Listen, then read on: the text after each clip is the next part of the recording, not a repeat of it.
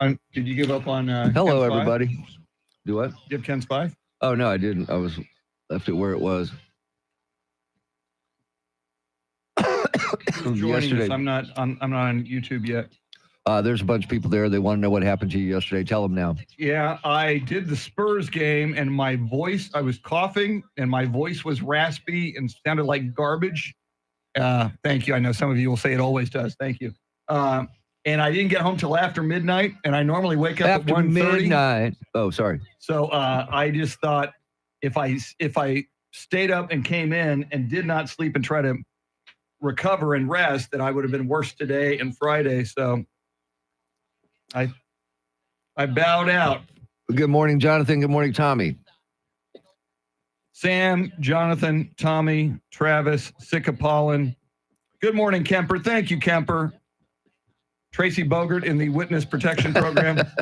Welcome in. We know you're here. We know you're here. We know you're just here. Watching because you can't disclose your location. He's in a secret underground compound on the fucking cameras. Cheney Halliburton Texas Ranch. Is that better? No. Yeah, that'll work. Dun, dun, dun, dun. There is video out there. Yes, there is. Is it up yet? It should. He was about to put it on Instagram. He said he put it on Twitter. There's video of us doing the Trump dance. Let me see if I can find it. There it is. In a moment, you will see Charity do the Trump dance.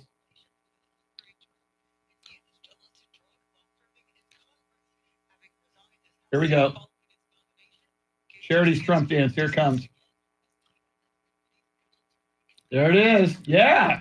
She's got it. The Trump dance, everybody. Mr. T on the Trump dance. And I take my lessons from Bill Maher. You got to go side to side on the wrist. Side to side. If you know, you know. And now I'm on top. Yeah, if you know, you know. If you watch Real Time with Bill Maher, you know what's going on.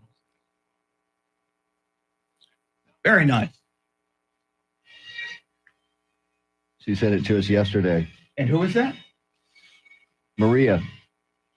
We asked for him at the end of the show. Oh, great. Yeah, so she sent one yesterday. Outstanding. Yeah, so we already have one. Outstanding. Yeah. And she played YMCA in the background. Yes, sir.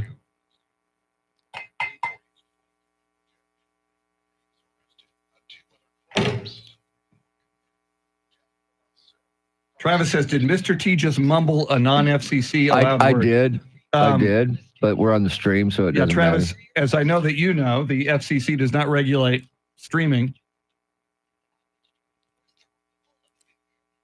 All right, I'm going to have some crack. It's crack. Charity, what would you call these? Good. Charity McCurdy brought these in this morning. I just call them crack, man. But so it's toffee, nuts. And saltine crackers is the base, yes. And crack. It's crack. Boom, boom, boom. Cuellar. Cuellar.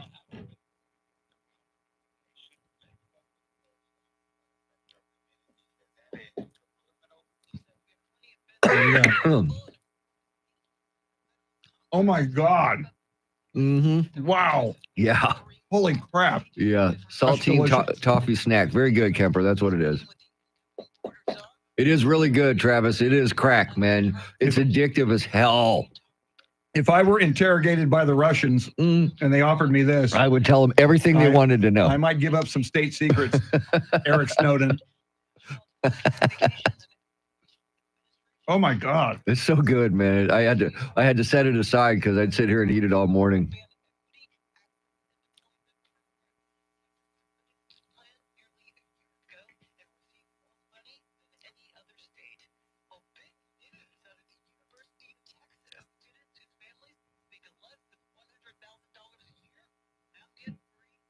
Wow.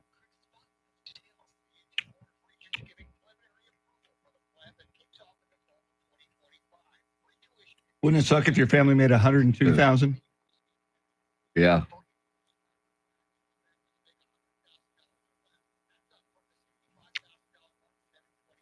Excuse me, by the way. Kemper, there's a story on the news right now. You probably already know about it. The University of Texas will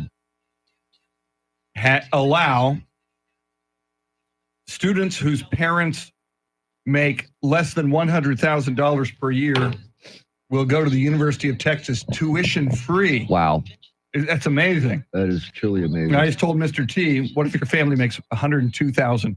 Yeah. I mean, the price of tuition. Yeah. It's unbelievable, insane. man. Having put two daughters through college, I know. Well, and how long ago was your last daughter? I mean, it's gone up. Oh, my God. It's gone up exponentially in the last 5 years. Wait, see, she's 34, so it's been 15 years? No, I understand in the that. last 5 to 10 years, Yeah, it's like doubled or tripled. Oh, yeah. It was not cheap. This is another reason why homie didn't have kids. I can't afford college tuition for my offspring. I will give you this, man. Charlie Parker hooked us up with a way for Katie to get some assistance when she went to college, and I thank him profusely for that, but it was unbelievable. Yeah, free tuition. Yeah, right. Kemper, see, there's the follow-up question. What about kids who, especially recently, had to take out student loans and pay a ton of money? Exactly. Rooster, good morning. Potluck is later today, Rooster. It's noon today. Yeah. My wife, in fact, Beth was listening to the show, going to the courthouse, and she texted me, and she said, Charity and Tim are talking about a potluck. And I go, oh, crap, I forgot. Yeah. And she said, you want me to pick something up at HEB? I said, yeah. So she got pumpkin spice cookies. Well, that's not bad. Steve DeRocco, What up, the Rock? original Rock, day 27, Wow. Rock held hostage. Day 27, So the Rock held hostage. I'm taking it that you're not helping him in any way. Well, I'm congratulating him. I'm cheering him on. You're having a beer and Yeah. congratulating. Rock is not drinking for both of us. Yeah, there you go. I'll try again on Monday. But then it is Thanksgiving week. December 1st is looking real good right now. Steve DeRocco, the original Rock, THE Rock, the human element, man's threat, woman's pet, the ultimate object of desire. By the way, the McRib is coming back on December 3rd. Wow. To this day, I've never had one. And I don't think I have either. I refuse to eat something that's pressed pork in a. Yeah, I have brought this up to you before, and I'm sure it was low-grade dog food, but I loved it. Remember the Jack steak? Oh, God, at Jack yes. in the Box? Oh, my God. Hell yes. I loved the Jack steak. Yeah. Which could bring up, what was your favorite fast food item as a kid or as a younger person? That's no Bonus longer points if it's, because not everybody can. I can only cite the McRib and the Jack steak that's no longer there. Well, see, and there were at Jack in the Box back in the day, they used to have burritos. They had tacos. Remember their tacos? Still got the tacos. Do they have the tacos? Yeah, I haven't had one in like a long time because I never had a taco I didn't like. I really don't want to know what's in there. Yeah. I don't want to know how the sausage is made, but they used to have burritos, man. And we used to hit that after, going out, drive through a burrito and a chocolate shake, man. And so there's the day the McRib comes back. December 3rd. That's our talk It's back. a Monday. That's our talk back. It's a Monday. It also happens to be the day I went to go see Aerosmith in 1978 on December 3rd. I remember that like it was yesterday. Stand by, Sam and Chris. Producing the December 3rd show. Talkback's going to be McRib and Jack steak.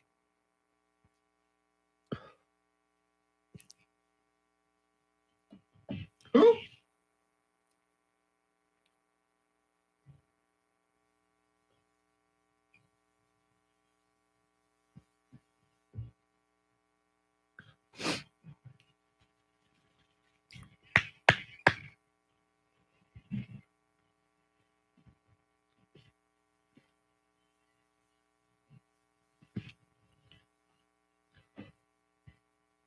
Welcome into this beautiful day, Thursday, November 21st, 2024, 7 days until Thanksgiving. Are you kidding me? 34 days until Christmas, 60 days until Inauguration Day. And on a morning like this, I think about 211 days until Mr. T and I celebrate the first day of summer 2025. Charity McCurdy, I hope you're proud of yourself. It's really cold outside and you're happy, but Mr. T and I are not. Miserable. Yeah, 42 degrees. It stings a little bit, but I have a jacket and I think you own one too. And it was a short walk from the parking lot It was to like the Radio Bataan Ranch. Death March. It felt a lot longer horrible. this morning. Trust me. And I'm running off, Friday Eve vibes, and it's potluck day here at the Radio Ranch, so that helps as well. So So did you bring the pot or the luck? I brought toffee I know. saltine You brought crackers. crack. Yes. You brought crack. I'm is what showing. you I brought. ate one. Charity, I just ate one for the people on YouTube.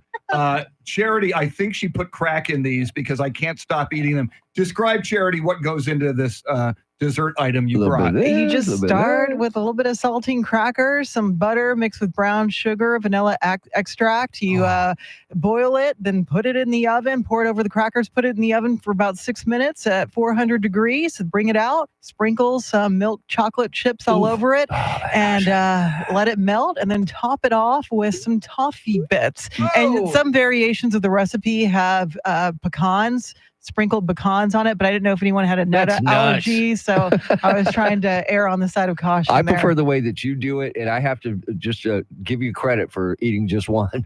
I- I don't know how you do that. No, I forced myself to put them on. I ate a big old I know hunk you, of one, but though. still, yeah. All right, your stopped at sugar one. rush for the show. There Wow. you go. Yeah, we're good. We're good, Yeah. Charity. We're fine. The potluck has begun. Now, some of my stoner friends think potluck is a completely different thing. No, Just it's the lucky ones, Chris. Yeah, okay. So we won't be serving any of your cannabis food items. Confused. No brownies, no gummies, as far as I know. I mean, Yeah, that's well, not my Yeah, potluck. we don't know. It's potluck. The sales staff. So, all right. Let's get this potluck party started with traffic and weather together.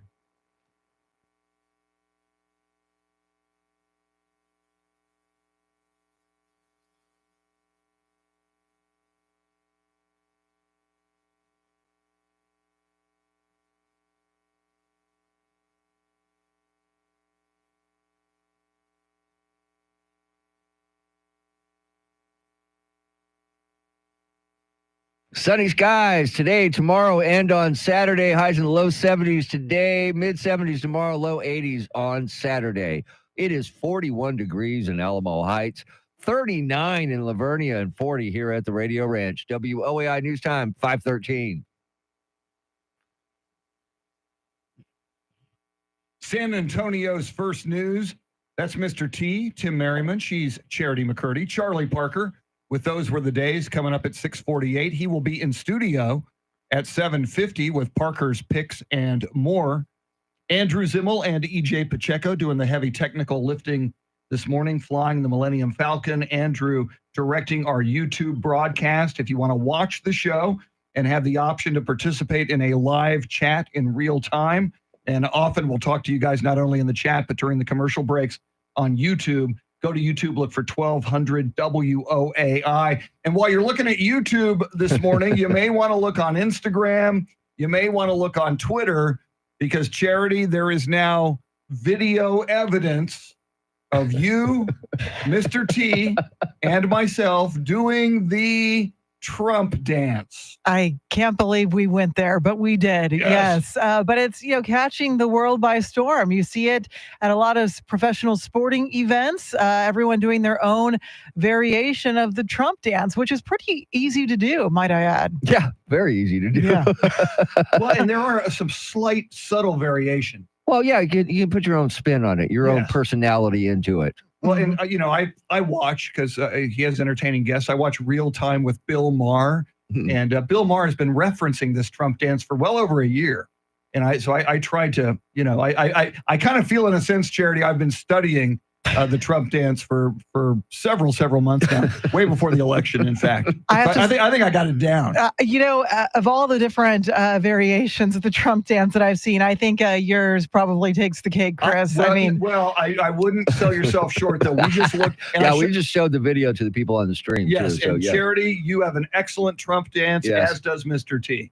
Oh, yeah. Well, I- thank you. Thank you. I tried. It was my first time attempting the Trump Oh, dance. So, You're a pro. oh, well, thank you. Thank you. I think it's going to be the last time I do it as Oh, well. no. Oh no, it'll be sweeping the nation. Next wedding you go to, people will be on the dance floor doing it. Yeah, I think perhaps the Trump dance could bring the world together. you know, Chris, it could. Globally, when there's a geopolitical conflict, if the leaders or the combatants would just get up and do the Trump dance Sure. together, I think it could maybe make the world a better place. I don't know, but did Trump invent that dance move? Because I feel like that's been the I'm a white person, I don't know how to dance, so I'm just going to move my arms maneuver. That's what you just said. Trump invented it. People have been doing that on the dance floor for ages and felt very uncomfortable in the process. So, Who's to say he didn't do this, at the military academy all those years ago? Oh, He okay. might have Don't been know. doing this. He could have been Alright. doing it at Studio 54 for all we Yes. know. I mean, come Okay. on. It's possible. all right. All right. And the Trump dance brings up a question we have for you. We'll tell you what that is coming right up. WOAI News Time 516. And we're back. I thought he was doing it with those kids. I'm sorry. I thought the sports guy was doing the Trump Oh, dance. yeah. He was. Jacob, Rooster, Sika, Travis, Rooster Sam. wants to show up for the potluck and play his harmonica. Well, the salespeople are being held captive here today, Rooster. So Rooster could yeah, be the entertainment. well, that's true. I don't know. We'd have to Rooster, check. We have to check with the sheriff and see if that's even legal. Would you be willing to play the harmonica and do the Trump dance? Yes. Then Do you have one of those things you hang around your neck that holds the Yeah. harmonica so you can do the Trump Right. dance while you're blowing it? yeah, the Bob Dylan harmonica neck. Where's our brace. director? Say what? Hang on.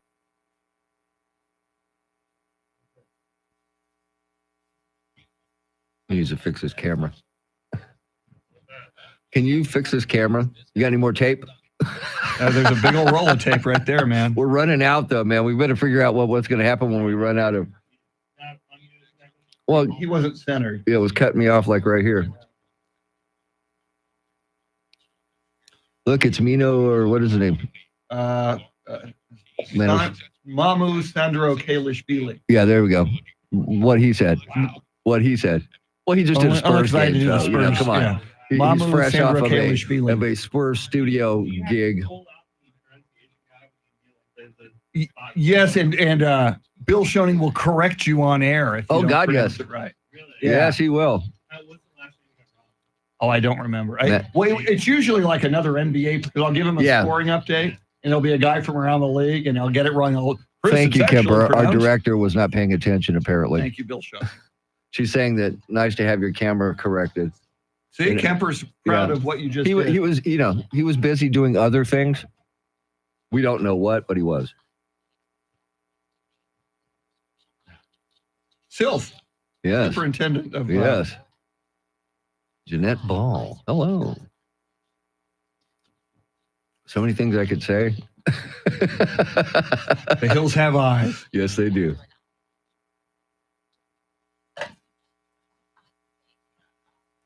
Well, it's not heavy, but it's not normal clock. So So when do you want to? 25 will work. I mean, it doesn't matter if you get out at 23, we're still going to be late.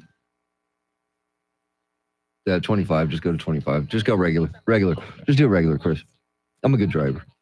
2-5. Okay, I got to move off of this, man. I'm sorry, but I need to go to church. Yeah, no. If they're both gone. Yeah. I was so hoping that Jessica would be Although, there. did you see that story that Sarah Forgani is leaving the morning? Yes, yes, So thank what you does for that that. mean? Does that mean they elevate? Somebody's getting elevated Yeah. I into wonder that who. position. Who's it going to be? Not Mama Cass, I hope. I hope not. Mama Cass is no longer living. Stand by.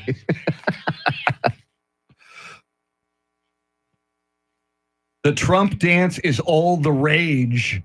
Is it your favorite dance now? Do you have a least favorite dance? We'll dive into that here in just a moment. First, Charity, what stories are you following?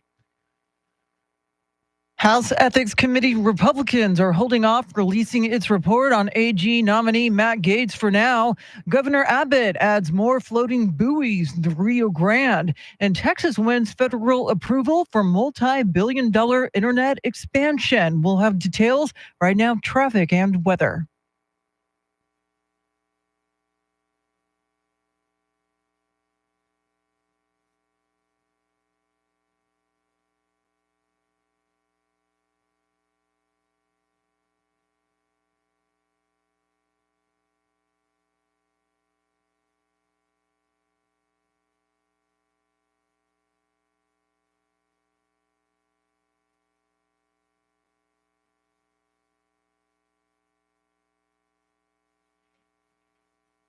Just how cold is it going to get? We welcome in News 4 meteorologist Joe DiCarlo. Good morning, Joe.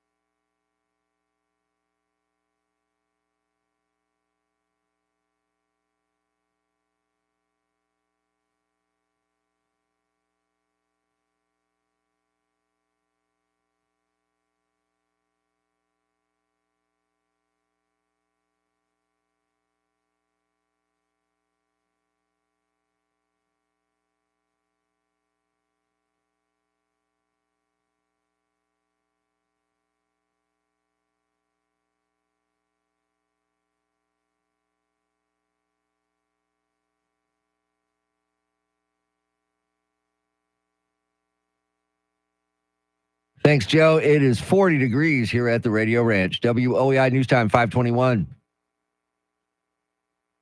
San Antonio's first news on a morning that the three of us together as a unit, as a team, did the Trump dance.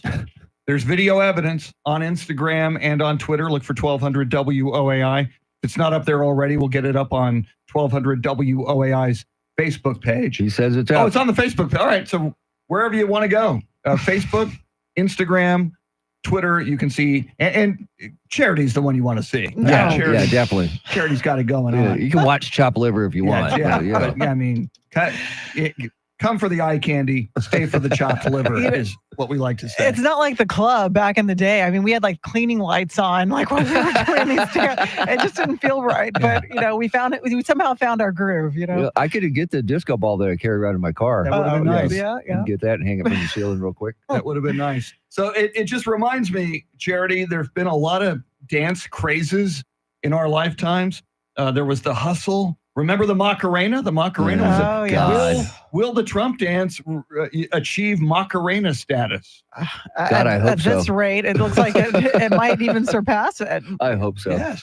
Was anyone doing the Macarena on the football field? I don't recall that. I don't know. I don't think I'm so. sure somebody somewhere must have. Yeah. Okay. But it didn't last long. I mean, line dancing is huge. There's all kinds of dances that are. I just wonder if at clubs across America, the Trump dance is going to just continue to grow. And will it be every time they play YMCA by the Village People? That's when people get on the dance floor and start doing the Trump dance? I like it. Uh-huh. I like it. So, Charity, it raises some questions that we would like to ask the people this morning.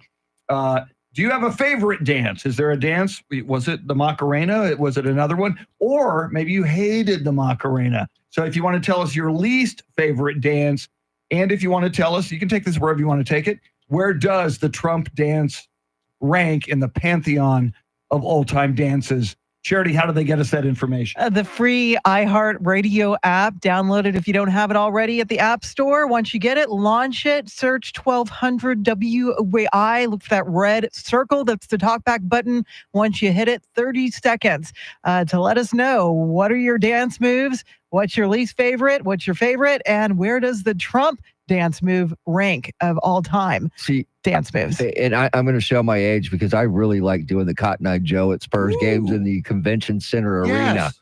Yes, it was great. It was so cool. Remember Dancing Harry? Oh, God, yes. With the baseline bump God, doing yes. the Cotton Eye Joe? Yeah. That is, wouldn't it be nice? Do you think at Spurs games they could play YMCA And everybody do the do Trump the dance. Trump dance? Instead of that, they used to do the YMCA where you'd spell out YMCA. Let's just do the Trump dance now. Yes. Yeah. That's spelling it out. That's Yeah. so 20th It century. is. Yeah, let's move on. Way people. too complicated. Yes. Simplify it. So we want to hear your favorite dance, your least favorite dance, and where do you rank the Trump dance? We'll get your talkbacks coming up. Lots to cover all morning long.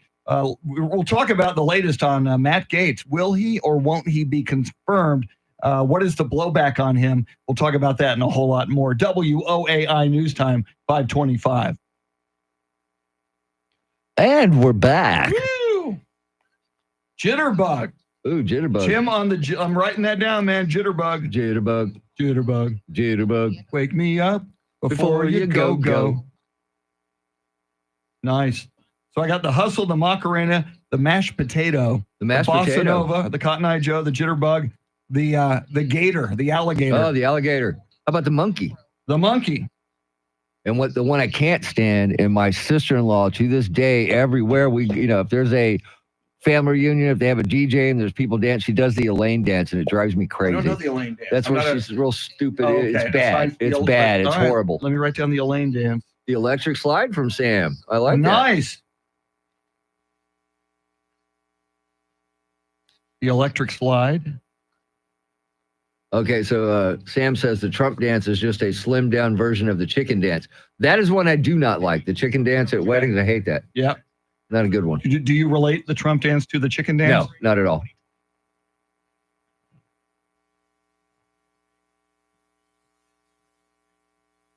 Then I know Charlie Parker's favorite dance, the rubber band for the rubber band man. Wow. Oh, he will get The out there. rubber He will cut a rug to the rubber band man.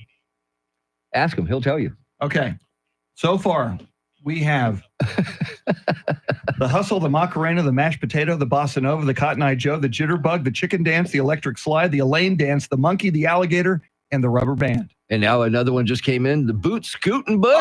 Oh, how did we forget Boot Scoot I don't know, Boogie? Chris. We should Boot, be ashamed of ourselves, people. Scoot A Boogie. boot scoot and boogie. And will someone do a song about the Trump dance? They should. They should. My goodness. What are they waiting for, Chris? Exactly. Young man. Brian Erickson at 527 sending in the story. Free tuition. He's got the free tuition story. Yeah, I saw that. Boy, sure is brisk this morning. Finally, some jacket weather. Been waiting forever for this. Who said that? Daryl. Sorry, Daryl. Daryl.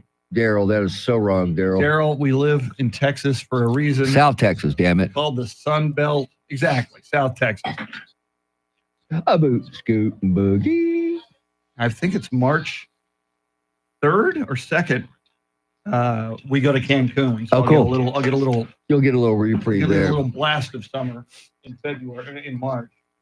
Well, I just found out that my good friends Saxon are coming back through San Antonio because they were so upset that they played a Thursday night last time they were here that I could not go. They're coming in March 21st on a Friday night, so I can go. Well, and as I sent you, and I can't believe the timing. Yeah, So we're going to Cancun on March 2nd. right. I think on March 3rd or 5th or something. The Yacht Rock Review. I know. They're outstanding. I know, but it's also a weeknight. Is that a weeknight? Yeah, Crap. Yeah. I know. So I finally, and it's I cracking mean, I like them so much. I would have considered taking a a day off to go. vacation day Yeah. after just to go see Yacht Rock Review. Well, it's and Saxon. people wear the Oh, captain's sure, hats sure. at the show. Sure. I'll wear my ascot if I go. But yeah, it's Saxon, Lizzie Borden, who I have not seen since I was a teenager, and the band that was real big here in San Antonio named Riot. It's actually called Riot 5 because this is the 5th generation of Riot because the original guy, Mark Real, died of Crohn's disease, which I have. So yeah, but he never got his treated. That's why he died. Wow, I didn't know Crohn's disease was fatal. Oh, Holy crap. it's incurable. But I didn't know it was fatal. It can be. Damn. It can be.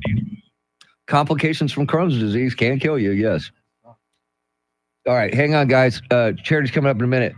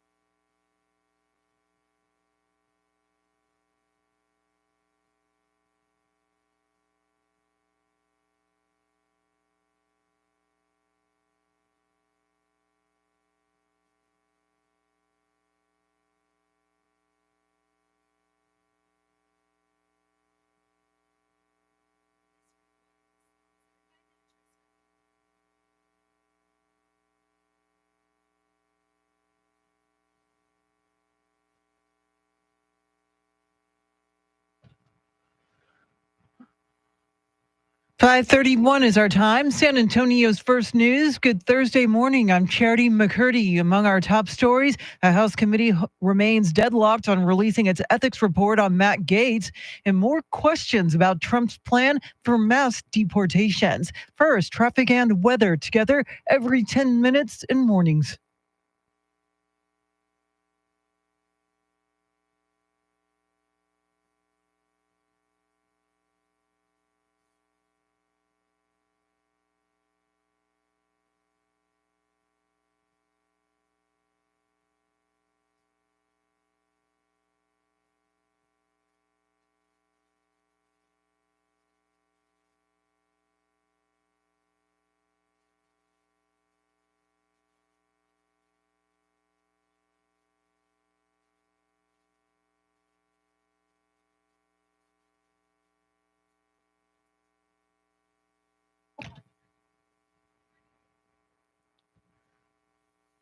Your Thursday weather forecast: sunny skies, a high near 73. Tonight's low 45. Right now, 41 degrees. President-elect Trump's attorney general pick, former Florida Congressman Matt Gaetz, continues meeting with senators ahead of his confirmation hearing.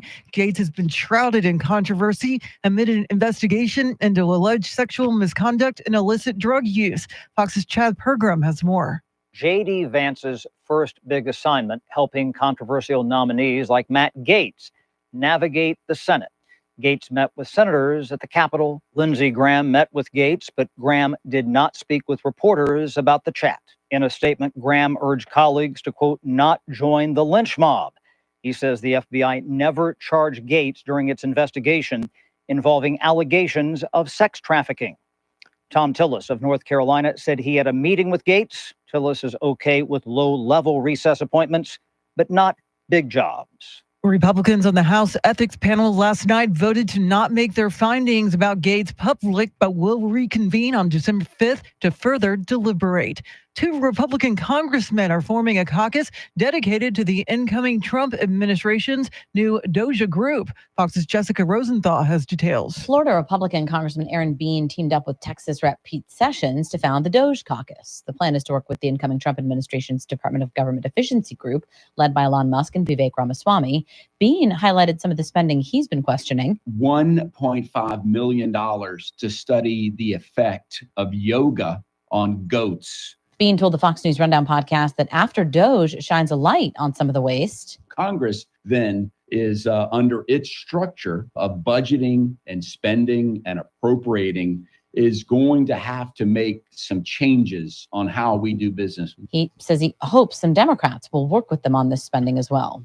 Jessica Rosenthal, Fox News. Republicans saw a historic shift in traditionally blue areas during the election that granted them control of the White House, Senate, and House. Texas Senator Ted Cruz told Fox's Hannity he believes the majority of people, including many in Texas, are coming back to common sense policies. South Texas, the Rio Grande Valley, has been a blue bastion for 100 years, and the valley turned red. Donald Trump won Hispanics. I won Hispanics.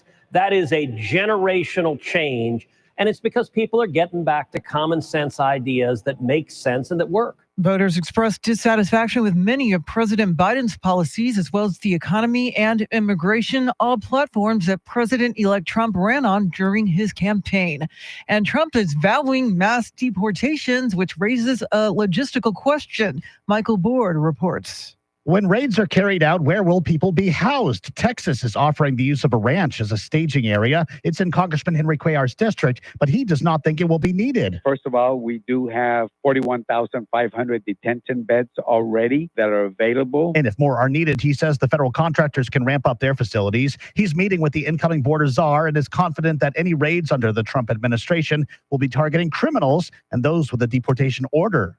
Michael Board, News Radio 1200 WOAI. A student is in custody after bringing a weapon to John F. Kennedy High School yesterday. Edgewood ISD officials say district police officers responded to a report about the weapon on campus, which led to a brief lockdown of the school. The nearby Brentwood STEAM School of Innovation was also locked down. Officers found the weapon and detained the suspect. District officials didn't say what type of weapon was involved. If you're from a family making less than $100,000 a year, you'll receive fee-free tuition and fees at the University of Texas System. A committee of the UT Board of Regents gave preliminary approval to expand the Promise Plus program. It will apply to eligible students at all 9 universities. The expansion is the latest move by the Regents to make college more affordable for students. David Dillard with Katy College Prep says you still have to meet academic standards. It doesn't cover living expenses. It doesn't cover room and board.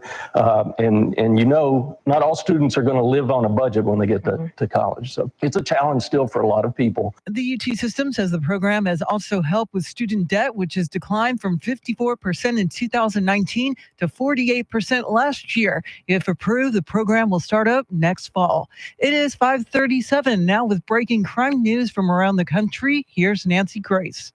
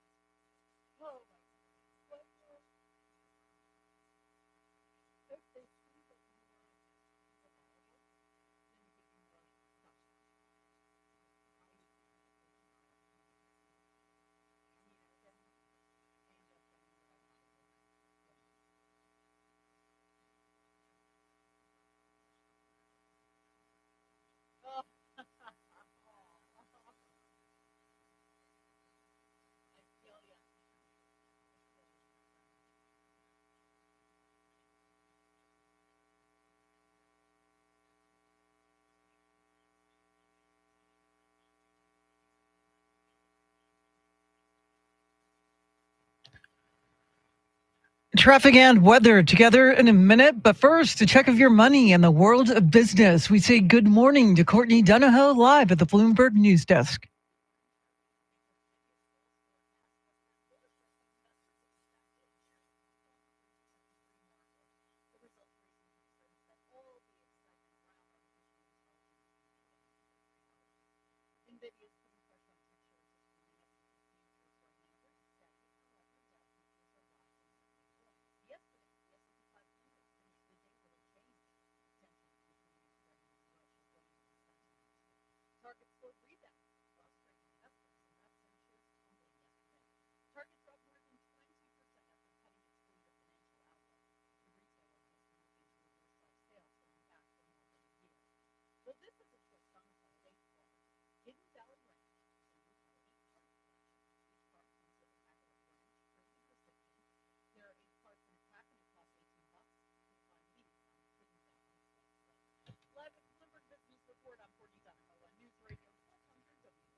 Thanks, Courtney. News at the top and bottom of every hour, along with breaking news as it happens. I'm Charity McCurdy. Here's traffic and weather.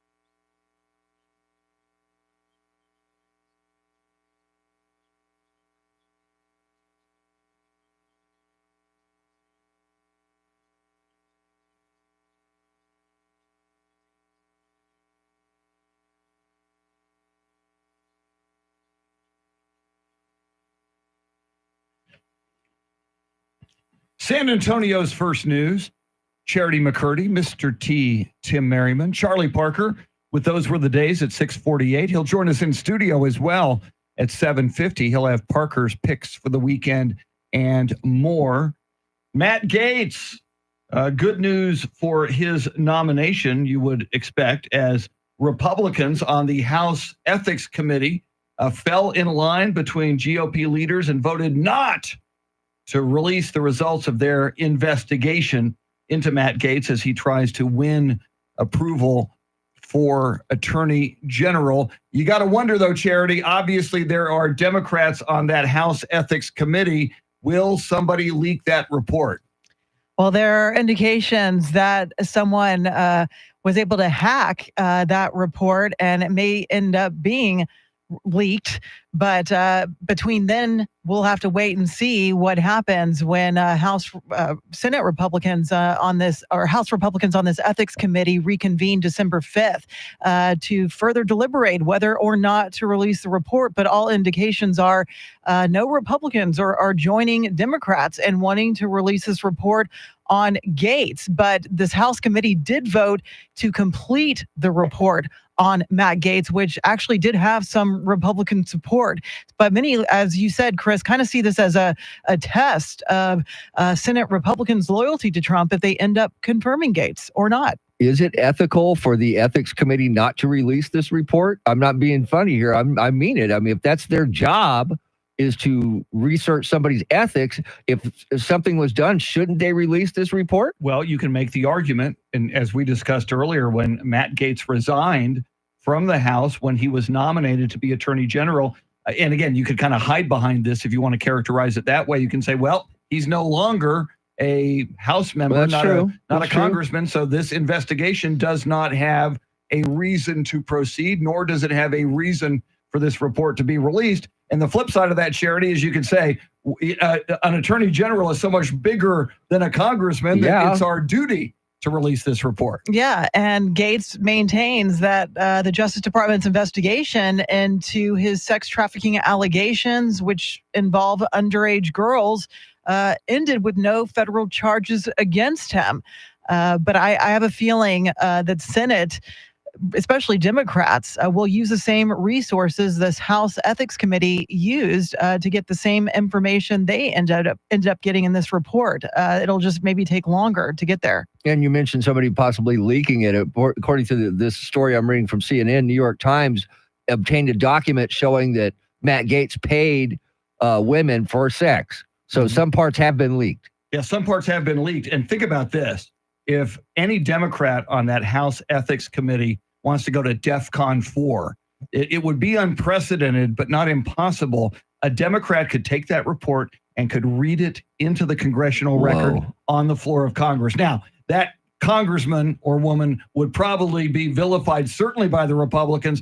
But if you want to, in the same way that Marjorie Taylor Greene is kind of a rogue loose cannon on the Republican side, I'm sure there would be Democrats that would celebrate a Democrat congressman doing something like that. Oh, most definitely. I think of all of the confirmation hearings that we are going to see, this is going to be the most contentious. Fireworks for sure. Oh, I agree with that. And it's going to be a long process as well.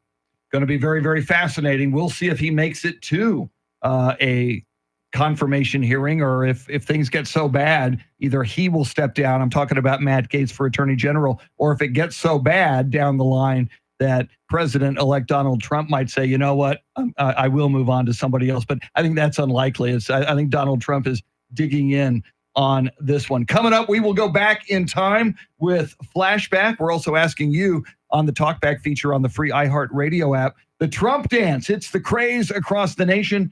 What's your favorite dance? What's your least favorite dance? And where does the Trump dance rank among all-time dances? That and more coming right up. WOAI News Time, 546.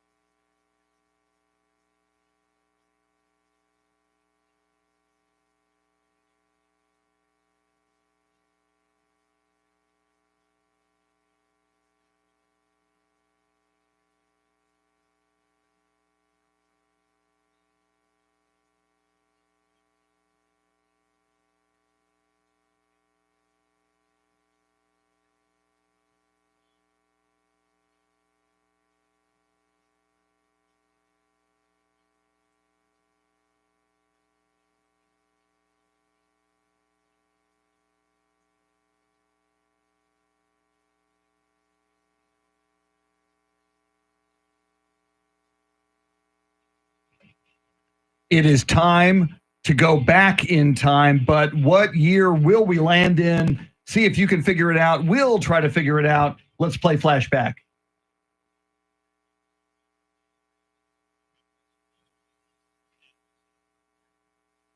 Mm.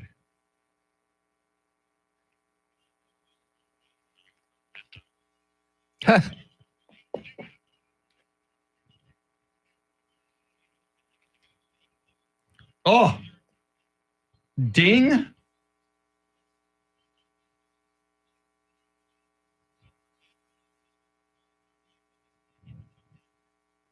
Oh, Oh. yes.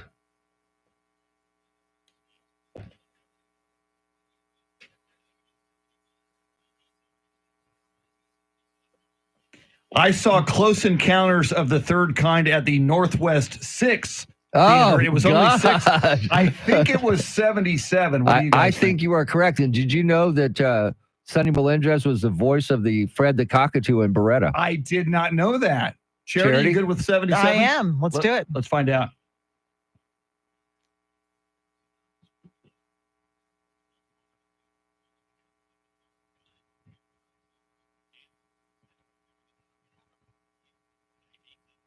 And Terry Garr in Close Encounters. Yeah.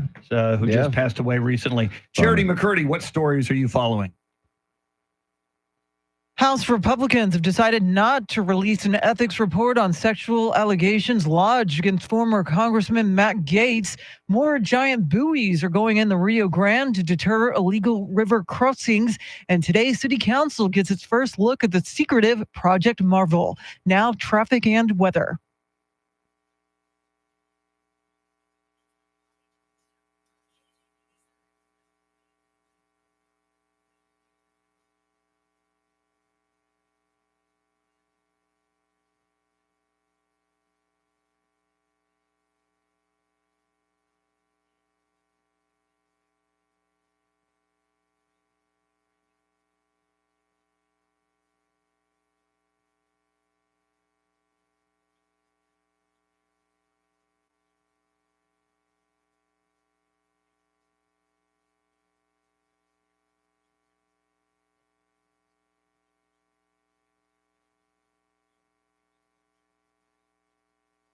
Sunny skies today, tomorrow, and on Saturday. Highs in the low 70s today, low to mid 70s tomorrow, and on Saturday, highs in the low 80s. It is 41 degrees in Leon Valley, 41 at Lackland Air Force Base, and 40 right here in Stone Oak. WOAI News Time, 5:51. Roll with it, baby. You could do the Trump dance to this song. San Antonio's first news. Thank you, Stevie Winwood. All right. Lots going on this morning, including the Trump dance. By Yes. the way, if you go to Instagram or Twitter or Facebook and look up 1200 WOAI's page, you can see Charity, Mr. T, and me doing the Trump dance. And we're asking you on the Talkback feature of the free iHeartRadio app, where does the Trump dance rank in all-time dances? And what's your favorite dance? Was it the Macarena? Was it the monkey? And what's your least? Some people hated the Macarena. I have one of those. What's your least Yes. favorite? What can't you stand? What can you not stand? So, Charity, how do they get us that information? The free iHeartRadio app. Download it if you don't have it already and launch it. Search 1200 WOAI. Look for that red circle. That's the talkback button. Once you hit it, 30 seconds to sound off. All right, so we dance for you. We want you to dance for us. Yes. We want to see you do the Trump dance. So just post it on our socials. Anyone you go, just search 1200 WOAI and you can post it there. Now we already have one, don't Yes, we? we do. Who was dancing? Oh, I forget her name. Okay, It it's was okay. Maria, I think. I think it was Maria. I think She it was was. wearing a Kansas City Chiefs Yes. top. So very nice. Very Yeah, it was Marie. Marie. Marie. Marie. And thank you, Marie. That was an outstanding Trump dance. It was. Very, very good. Now you do have a talk back, Mr. T, but it is not about the Trump dance or dancing. No, it's somebody that wants to have pumpkin spice lattes with Charity, I think. Aw. Ooh, boy, it sure is brisk this morning. Finally, some jacket weather. Been waiting forever for this. That's it. That was it. Aw. That was it. Finally, some jacket weather. Yeah. I would like to stave off Yeah, jacket buying weather that. Yeah, in forever. perpetuity. Yes. I'm on the verge of having the first fire in our fireplace. It needs to be probably a little colder, but I'm getting excited. Speaking of pumpkin spice lattes, I was mentioning earlier, Charity, that my wife got for the potluck here at the radio station later today, that she got pumpkin spice cookies as my contribution to the. And I said she got them at HEB. She texted me. She goes, "I got them at Central Market." Ooh, She goes, "Central Market's." She said, Foo-foo. "Central Yeah. Market's better than HEB." It is. It's still HEB, is it not? It is, but Okay. it's a higher but she's- echelon. It's of- Gucci B. Yes, Ah, yes. It's Gucci. So it's like that would be like charity HEB. Oh. So see, Yes, the rest yes. of the proletariat shops at HEB, but Yes. Charity McCurdy Oh. shops at Central Market, right? No, I don't. I mean, if I'm in the area, I will maybe stop by, but no, there's only that one Central Market that I know of off of Broadway. Yes. Yes, So- that's where she got it. It's on the way back from the And courthouse. see, last Okay. time I went there, I was not on the list to get in. The Yeah. doorman would not let me in. It's like it was trying to get horrible. into Studio 54. Yeah, it was horrible. No, you're not on the list, Right. buddy. But no, Move so on. you also look kind of that Elon HEB. Have you been to that one? It's like Elon. Elon, or it's Okay, yes, I've been to that one. yeah, Yes, that's kind of shishi. it is. It's They nice. got your portrait as you walk Yeah, in. once Oh, again, stop. not on the list, couldn't get in. All right. Now, speaking of portraits or signs, Mr. T, somebody's putting up some very interesting traffic signs in Boulder, Colorado. Yeah, they put up 5 of these around the city, and I actually saw these yesterday. These are not like somebody doing it on a copier or doing it on a computer. These are actually professional signs that say things that's right under the speed limit that says, "Get off your damn phone, I like it. slow the F down." Okay, a little crass. Yeah, another one says, "Don't kill any kids today," which I kind of appreciate that one. And then the other one is, "Slow down, a-hole."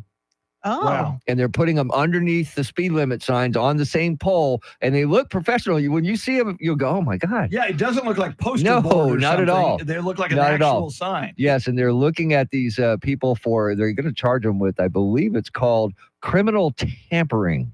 mm. See, Charity, I kind of like the creativity and Yes. the concern for people's lives, because so many stupid people are either speeding through an intersection or looking at their phones, Or and there- both. or both, and there could be kids nearby. Yeah, aside from the profanity, I find it to be highly effective. Amen. It sends an important message and a unique one.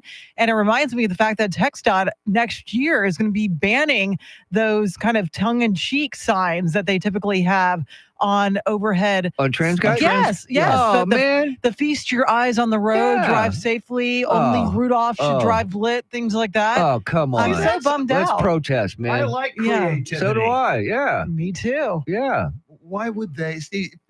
People just Somebody complained. somebody has One to- person ruined it for everybody something's else. different and new and innovative, and there's got to be somebody out there who gets butthurt about it, and Well- that's why things like creative Yeah. trans guide If signs it go works. away. Yes. The whole point is to read the sign to get the Exactly. message, and in being unique and creative about it, I think is a great way to get people to pay attention to the important message. It's effective because I remember those. Mhm. Yes. I couldn't tell you what's on TransGuide today. Well, see, and when that story broke that Charity's referring to, when they decided to take them away, one of the arguments was that the average driver might not be able to understand the message. First of all, that's not the average What? driver. That would be a What? stupid Yeah. driver. I don't understand. So yeah, they were concerned that because they get creative about a traffic message that someone might not understand and therefore might not get the message. So we're dumbing down our signs Yeah. for the lowest common denominator. That's ridiculous. Pretty much, yeah. Man, I think we should protest. Let's get out there and hit the streets with Let's do signs. it. I may check in with Officer Flathers of the San Antonio Police Department, see his take on this. He's out there on Oh, motorcycles. I know. He's waiting for you. Looking for violators on the road. Violators. Big fan of the show, Officer Flathers. Okay, Charity has everything you need to know coming up at the top of the hour. Also coming up, we'll talk about the killer of Laken Riley found guilty and sentenced to life in prison. That and a whole lot more coming at you. Thanks for hanging out with us on a Thursday morning. WOAI News Time, 5:58. We're back. Woo!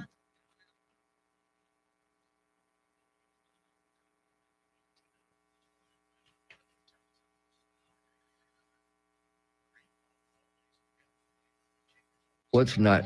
The the signs that are the trans guide, those are national signs? Really? Are they really? That's what Travis is saying. Okay, Travis, I assume those were produced locally, but Yeah. wow, I assume those were TxDOT Trans Guide. So what? So there's somebody at a national office looking at Texas roads? Yeah, If I there's don't see how that's possible. Travis, we think you're making that up. No, the ban is national. Oh, so they're doing it all across the Oh, country, not it's a just federal ban. not just here. Okay. Okay. Well, that's Okay. even worse.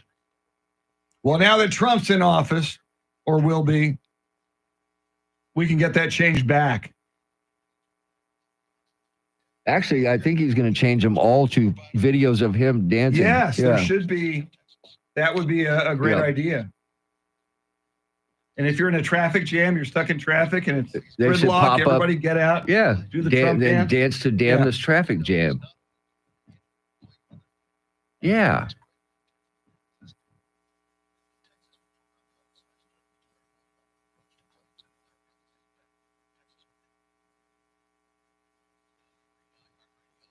No response, Travis. That's horrible. They should at least responded to you.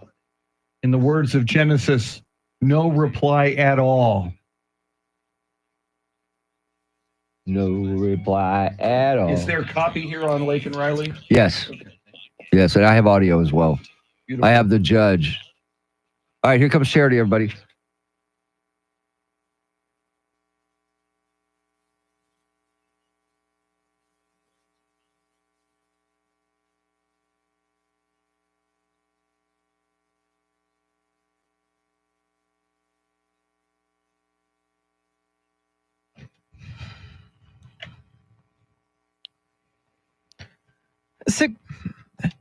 Six o'clock is our time. San Antonio's first news. Good Thursday morning. I'm Charity McCurdy. Among our top stories, a House committee holds off on releasing its ethics report on Trump's AG nominee, and UT is offering free tuition. First, traffic and weather together every 10 minutes in mornings.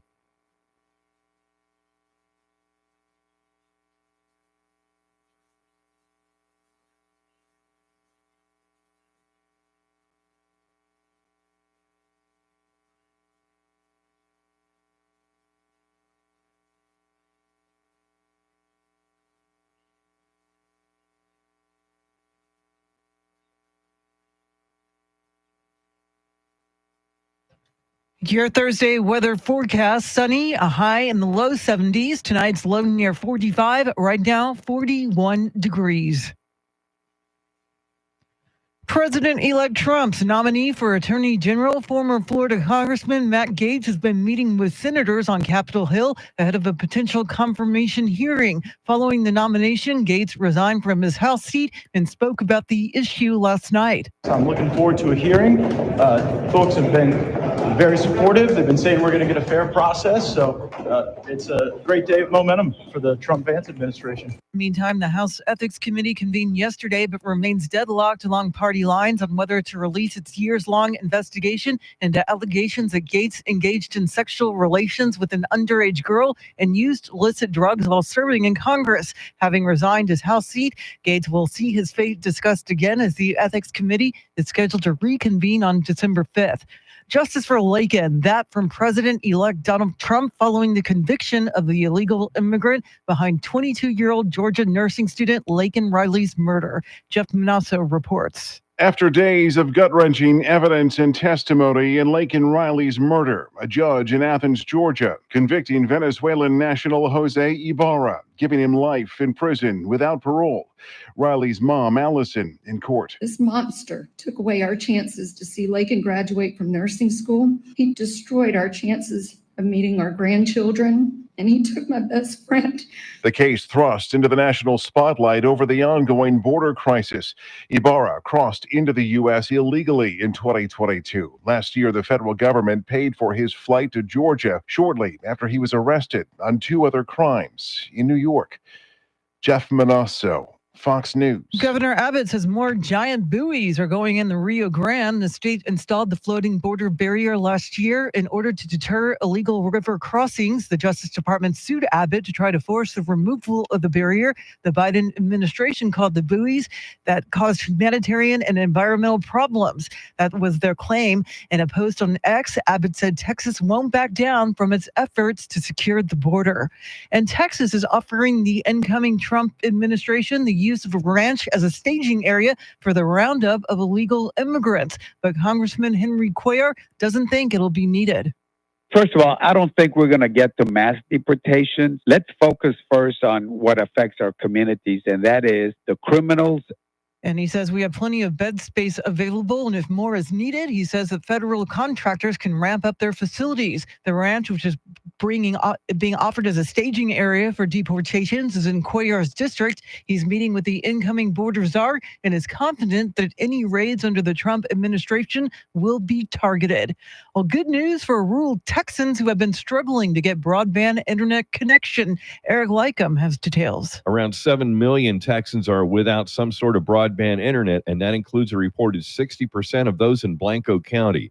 As part of the 2021 bipartisan infrastructure law, Texas got the okay to use $3.3 billion federal dollars through the Broadband Equity, Access, and Deployment, or BEAD program. But they can't touch that money, though, until all stakeholders agree on where the internet is needed. Texas got the biggest share of the nearly $42.5 billion program and has already awarded over $1 billion for broadband expansion investments. Eric Lycum, News Radio 1200 WOAI. Well, today is the day San Antonio City Council will get its first look at a proposed new downtown sports and entertainment district. City staff has been working on the multi-billion-dollar Project Marvel behind closed doors for about a year and a half. The proposed district reportedly includes an expansion of the Henry B. Gonzalez Convention Center, improvements to the Alamo Dome, a convention center hotel, a new event venue, and possibly a new arena for the Spurs. UT is trying to make it easier for you to go to their school. If you're from a family making less than $100,000 a year, you'll receive free tuition and fees at the University of Texas System. A committee of the UT Board of Regents gave preliminary approval to expand the Promise Plus program. The expansion is the latest move by the Regents to make college more affordable for students. David Dillard with Katy College Prep says you still have to meet academic standards, and the UT system isn't the only school that does this. Schools like University of Michigan, Rice, Johns Hopkins that have put these types of endowments in place. UT is just earmarking a portion of their permanent fund for this purpose specifically and leaving it alone. If approved, the program will start up next fall. It is 6:06. The Spurs host the Jazz tonight. The voice of the Spurs, Bill Schoening, has details in today's Spurs Report.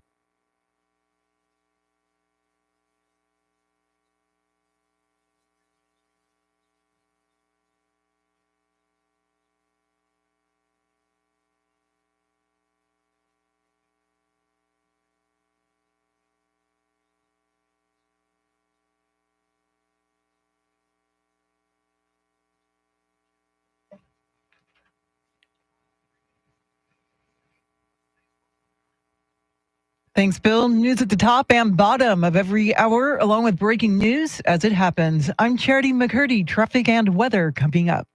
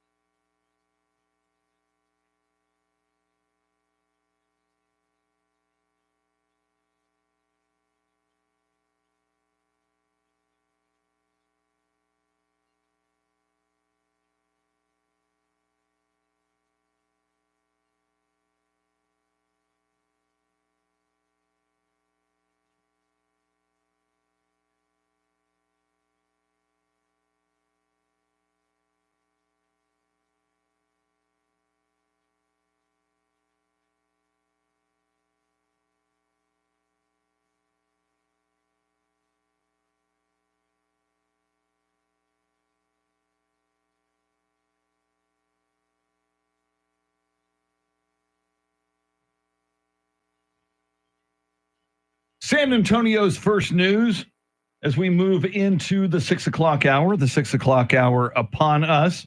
Coming up at 6:48, Charlie Parker with Those Were the Days.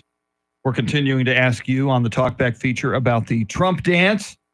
Where does it rank? What's your favorite dance? What's your least favorite dance? Hit us up on the Talkback feature. We'll play your Talkbacks on the air. Coming up, we'll talk about and react to Venezuelan Jose Ibarra sentenced to life in prison without the possibility of parole in the killing of Georgia nursing student Laken Riley. But first, let's get you caught up on traffic and weather together.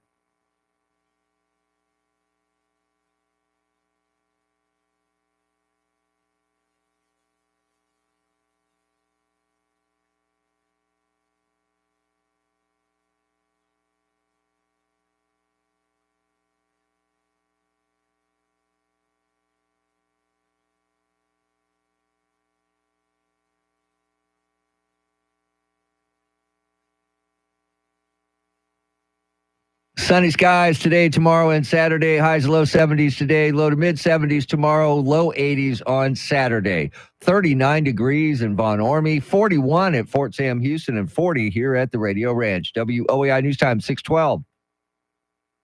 San Antonio's first news, that is Mr. T, Tim Merriman. She's Charity McCurdy. Charlie Parker coming at us in the next half hour with Those Were the Days. I'm Chris Duell. Andrew Zimmel and EJ Pacheco doing the heavy lifting, technically flying the Millennium Falcon.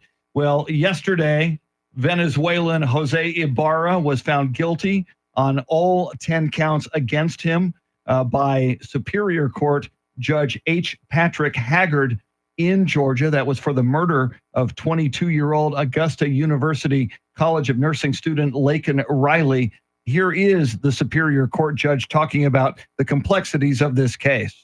That wasn't the case in this trial. I managed the process, and I was also the finder of fact, and that is somewhat of a different role than we typically see. Charity, as you know, Jose Ibarra waived his right to a jury trial, which put the verdict and the sentence in the hands of Judge H. Patrick Haggard, who brought this decision guilty on all 10 counts. Life without the possibility of parole. It was very difficult to watch this trial, as short as it was. Jose Antonio Ibarra was emotionless throughout the criminal proceedings. And really, this whole case was the flashpoint and the ongoing heated debate about border security. President-elect Trump and other Republicans have pointed to this case specifically, Laken Riley's murder, as proof that the Biden administration's border policies are putting the lives of Americans at risk, allowing dangerous individuals into the United States. And Trump has been watching this case closely. He put a post on X saying that he hopes this verdict would bring some peace and closure for those who fought for Riley's justice, telling her parents that our hearts will always be with you, and it's time to secure our border and remove these criminals and thugs from our country so nothing like this can happen again. And I agree with that, because if he's found, he was found guilty, he was sentenced to life in prison without parole. Shouldn't he be immediately deported back to Venezuela? It's a great question. And I see two arguments on either side on this. Number one, why should American taxpayers have to pay for, if it's life in prison, not the death penalty in Georgia? Why should we as taxpayers pay for the room and board in a prison of Jose Ibarra? But the flip side of that is, Charity, I wonder if he's sent back to Venezuela, if he's deported to Venezuela, would they have him serve a life sentence there? What would happen to him if we sent him on a plane back to Venezuela? Yeah, there's always that risk. I mean, you think about what happened back in 2022 when Ibarra made it his way into the U.S. He was released by border officials while his immigration case was awaiting review. And here we are the family of Lake and Riley just absolutely devastated, and it broke my heart to see that body cam footage of their reaction once they learned yeah. that she had been murdered. Just the evidence in this case showing that it was Ibarra, his DNA that turned up under Riley's fingernails, showing that she fought for her life during her final moments. I'm just surprised that they decided not to seek the death penalty in this case, as heinous as it was, and as just as bad as it was. I'm surprised they didn't. Yeah, absolutely. Lots more coming up. We'll keep an eye if there are any further developments on this case, and now the conviction of Jose Ibarra in the Lake and Riley case. We'll get you caught up on headlines, traffic, weather, and more coming up. WOAI News Time 616.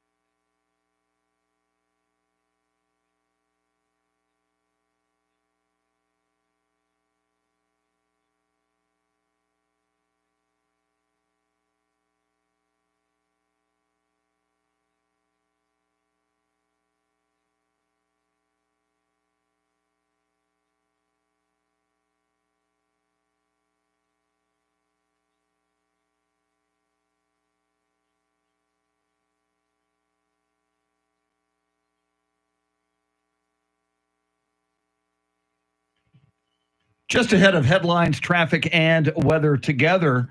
And then the University of Texas making it easier for some students to attend that university. We'll talk about that coming up. First, Charity, what stories are you following? Former UN Ambassador Nikki Haley is slamming two of President-elect Trump's cabinet picks. A House Ethics Committee is refusing to release its report on Matt Gaetz for now, and a woman is facing charges for abandoning her newborn baby at a Northeast Side park trail. We'll have details right now, traffic and weather.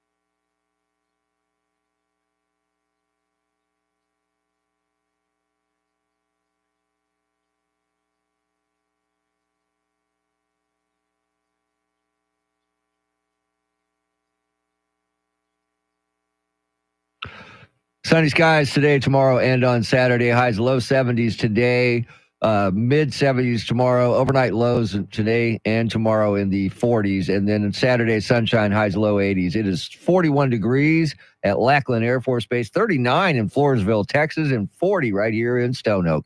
WOAI News Time, 622. So 26 is okay. Stay on. San Antonio's first news. He's Mr. T, Tim Merriman. She's Charity McCurdy. I'm Chris Duell. As Charity has been reporting, a committee of the UT Board of Regents gave preliminary approval to expand what is called the Promise Plus program. That is a program that will now allow students whose families make $100,000 or less receive free tuition and fees starting next fall. Now, back in 2019, they started a program that provided this for families that made under $65,000 a year. Charity, I think this is a good idea. There are some talented students out there who deserve to go to college in the University of Texas system, but their families just can't afford it. And this creates an opportunity for them to go. Most definitely. You got rising tuition costs, and you have declining enrollment in colleges and universities in general. So this is definitely an incentive. Of course, you still have to meet UT's academic standards, and this was just given preliminary approval. The full board will take its final vote today. But this is going to be huge. It's going to open the door of opportunity to many, many Texas students. Yeah, well, where was this when my daughters were going into UT's system for school? Because, you know, I spent a lot of money. Yeah. And I don't make $100,000, so I could have used this kind of help. And what about people that have already done this and gotten student debts? You know, they got student loan debt, all that. I mean, where's that help? Well, and I wonder, what if you're in a family that makes $102,000 a year or $105,000 a year? Oh, man. I mean, my God, and as the two of you know, and probably anybody listening, the price of tuition has gone up seemingly exponentially in the last few years. So and imagine, Charity, if you're a family and the household income is like $120,000, you've got to find a way to make less money so that you can qualify for this, so that your kid can go to college at a very reasonable rate, which would be free tuition and fees. Yeah, that combined with what the Biden administration's student loan forgiveness, a lot of people, I'm sure, resent programs and incentives like this because they weren't given that same opportunity. There's a lot of people that didn't finish their college education because of the piling amount of debt they incurred. So again, with the cost of everything, inflation, tuition fees going up, this is the future of our great state of Texas. So the more educated students we are, the better we all are. Well, that's true. And you mentioned what happens if you make $120,000 a year and you're not getting the help. You're going to have a hard time paying the tuition, even though you make $120,000 a year. Exactly. The additional 20,000 a year you make above 100,000. It's not going to. Isn't going to even come close. No, and that's not counting books and all the other Housing, fees yeah. and everything like that. Yeah, there's a lot. I mean, what about controlling the amount that colleges can charge for tuition? Let's start there. That's a thought as well. I mean, they are, let's face it, for-profit institutions. And you just look at, from when we went, we're college age, to what the cost of tuition is now. It is just skyrocketed. A very, very interesting story coming out of the UT system. Coming up, Charity has all the big stories you need to know about right here at the bottom of the hour. Charlie Parker with Those Were the Days at 6:48. And the state of Texas offering land for the mass deportation effort coming up from President-elect Donald Trump. We'll talk about that as well. WOAI News Time, 626.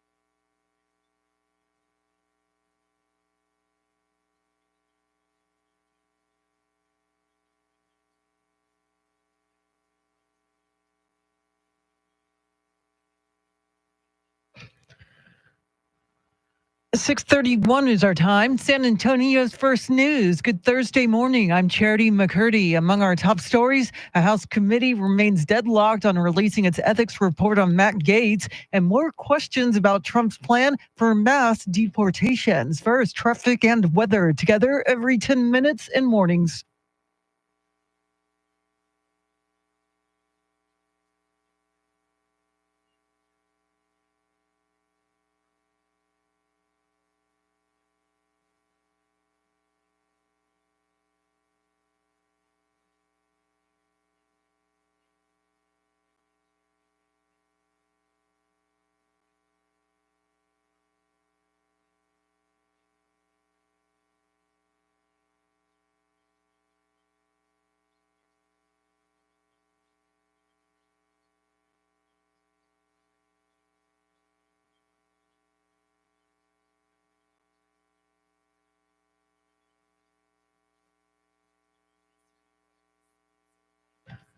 Your Thursday weather forecast. Sunny skies, a high in the low 70s. Tonight's low 45. Right now, 39 degrees.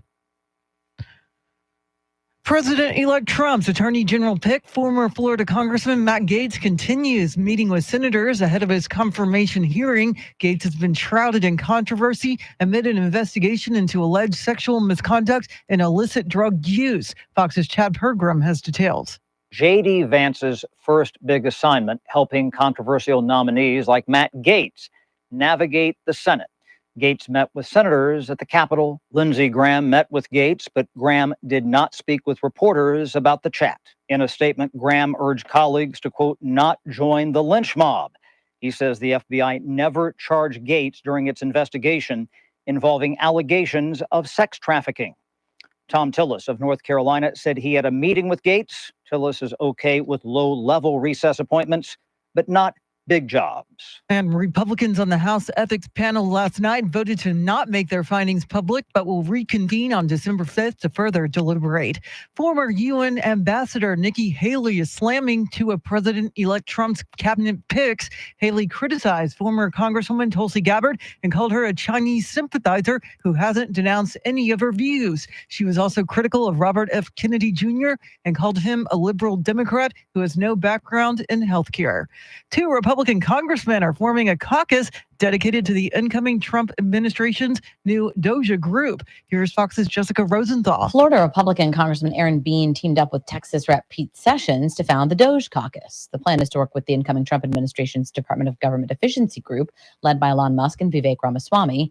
Bean highlighted some of the spending he's been questioning. $1.5 million to study the effect of yoga on goats. Bean told the Fox News Rundown podcast that after DOJ shines a light on some of the waste, Congress then is under its structure of budgeting and spending and appropriating is going to have to make some changes on how we do business. He says he hopes some Democrats will work with them on this spending as well.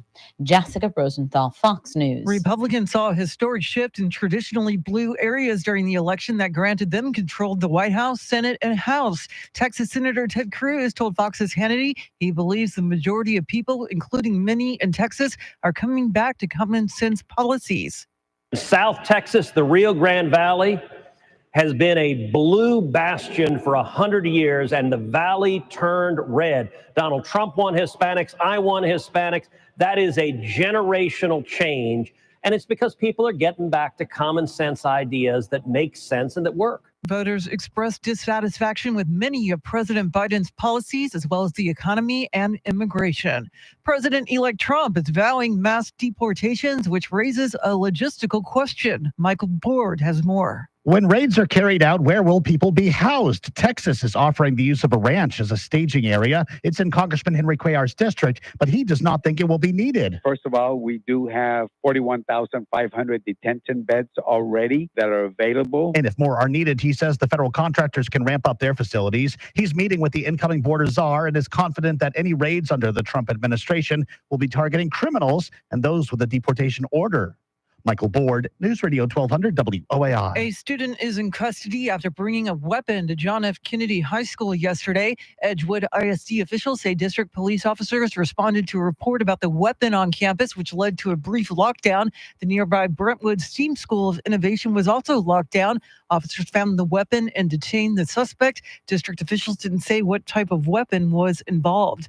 A San Antonio homeless woman is charged with abandoning her newborn baby, while some activists are questioning why the city is dragging its feet on installing baby boxes at fire stations. Eric Lycum has a story. A newborn baby with umbilical cord still attached was found near the Salado Creek Greenway 2 nights ago. 37-year-old Julie Alexander was charged with child abandonment, and the baby is in Child Protective Services care now. An investigation is underway, but some activists want answers as to why the city has not set up so-called baby boxes at all 54 of the city's fire stations. Last year, City Council approved over $438,000 for the department to acquire them, but not one has been installed yet. SAFD says they're still considering and researching them. Each box costs a reported $11,000. They're being considered in Austin and Houston as well. Eric Lycum, News Radio 1200 WOAI. It is 6:37.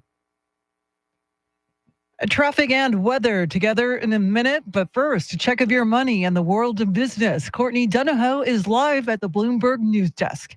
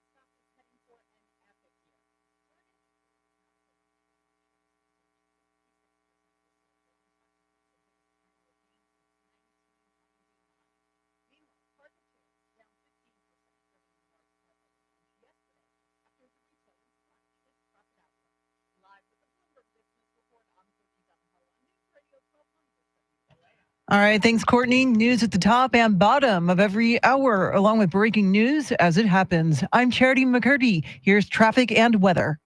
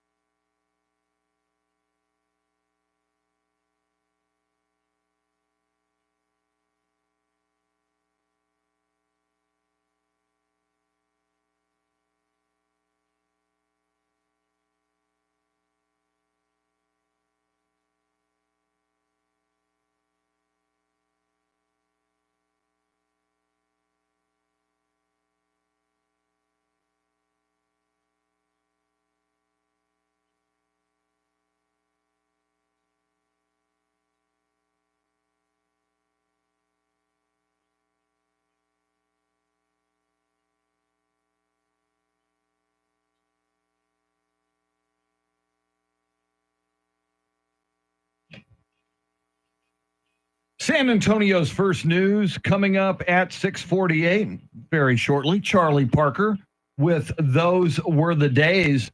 Meanwhile, the Texas General Land Office is offering President-elect Donald Trump a 1,400-acre Starr County ranch to use as a site to build detention centers for the upcoming mass deportations that are expected to take place when the Trump administration gets into power after inauguration on January 20th.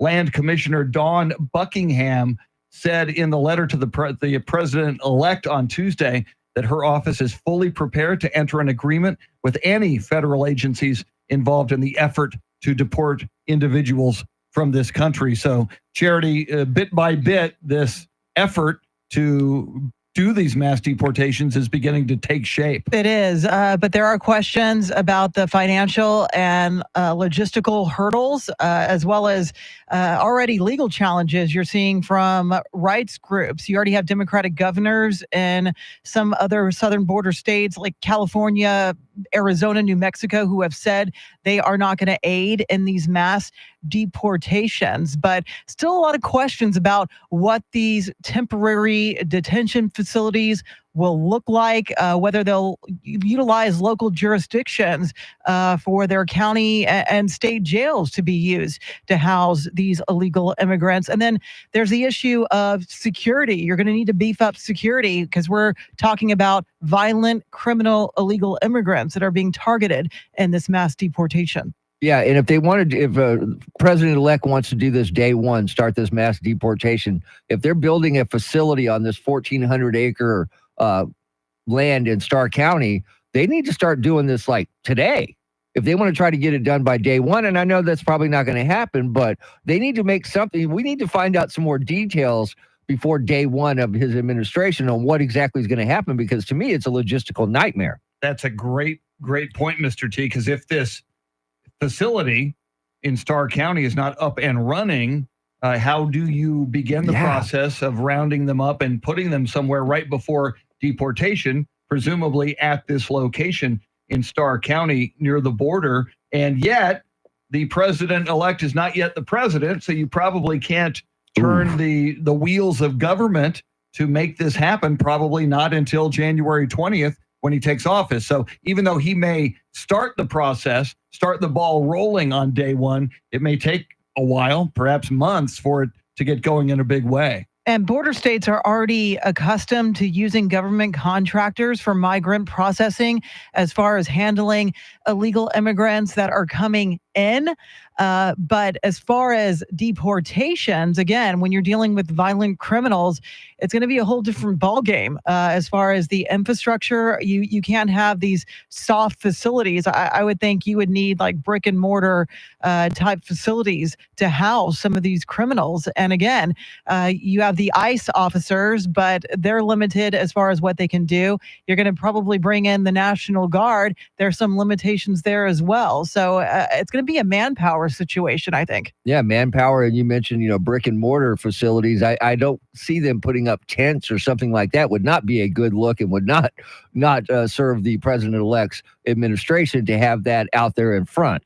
Well, and Charity, you bring up manpower. You mentioned the National Guard. Again, this ties into a story that we talked about recently, is that President-elect Donald Trump will declare a national emergency. So you talk about these all these bad, violent criminals that we are trying to deport that will be in this detention facility. Security is going to be very, very critical. And I would presume that with a national emergency declared, that yes, indeed, the National Guard could be deployed there to be part of the security force. And I just wonder what these illegal immigrant raids will look like. Are we going to have raids in the workplace? How are they going to target these individuals, these violent criminals they're looking for? We haven't heard a whole lot about that either. We could probably ask Tony Gonzalez when he joins us at 8:10 this morning about this, because I believe he's got some thoughts on this. He sure does. Congressman Tony Gonzalez. In fact, right as we were starting the show, he was live on Fox News talking about just this morning. So we'll ask a number of these questions to the Congressman. Tony Gonzalez with us at 8:10 this morning. Coming up, Charlie Parker with Those Were the Days, WOAI News Time, 6:45.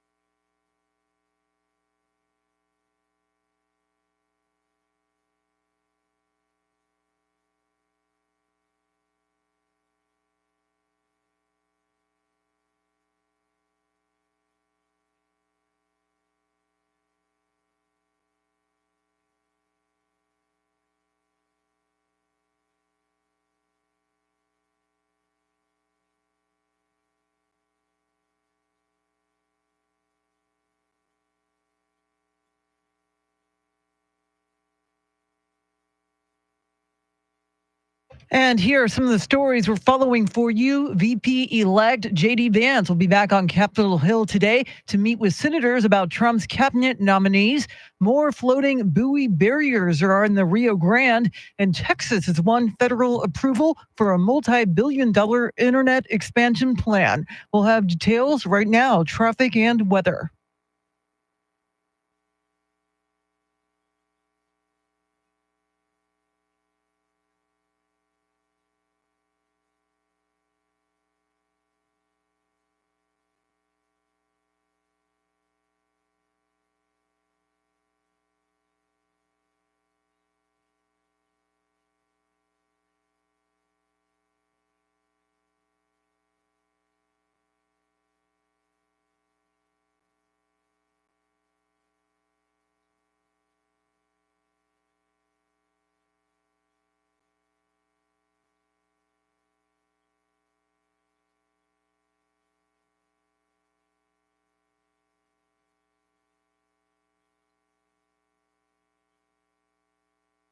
Sunny skies today, tomorrow, and Saturday. Highs in the low 70s today, low to mid 70s tomorrow, low 80s on Saturday. 33 degrees in Kerrville, Texas, 39 in New Braunfels, and 39 right here at the Radio Ranch. WOAI News Time, 6:53. San Antonio's first news. Our thanks to Charlie Parker for those were the days. He'll join us in studio at 7:50 this morning. He'll have Parker's picks for the weekend, among other things. And it's a glorious day in America because you can now see Charity McCurdy doing the Trump dance on video. You go to either 1200 WOAI's Instagram page or Facebook page or X page. Charity is doing the Trump dance on video. There's two other Yahoo dudes doing it no with rhythm. So I pay no attention to the guys doing the Trump dance. That would be Mr. T and me. But Charity, we have asked people a few questions inspired by the Trump dance. First of all, what is your favorite dance ever? Is it the Macarena, the Bossa Nova? Is there a dance that you can't stand? A lot of people did not like the Macarena. I did not. Back in the day. But it seems like everybody loves the Trump dance. Charity, how do people get us that information? The free iHeartRadio app, and you launch it, search 1200 WOAI, look for that red circle that it's the talkback feature. Once you hit it, 30 seconds to sound off. Yeah. Good morning on this brisk morning. This is Daryl.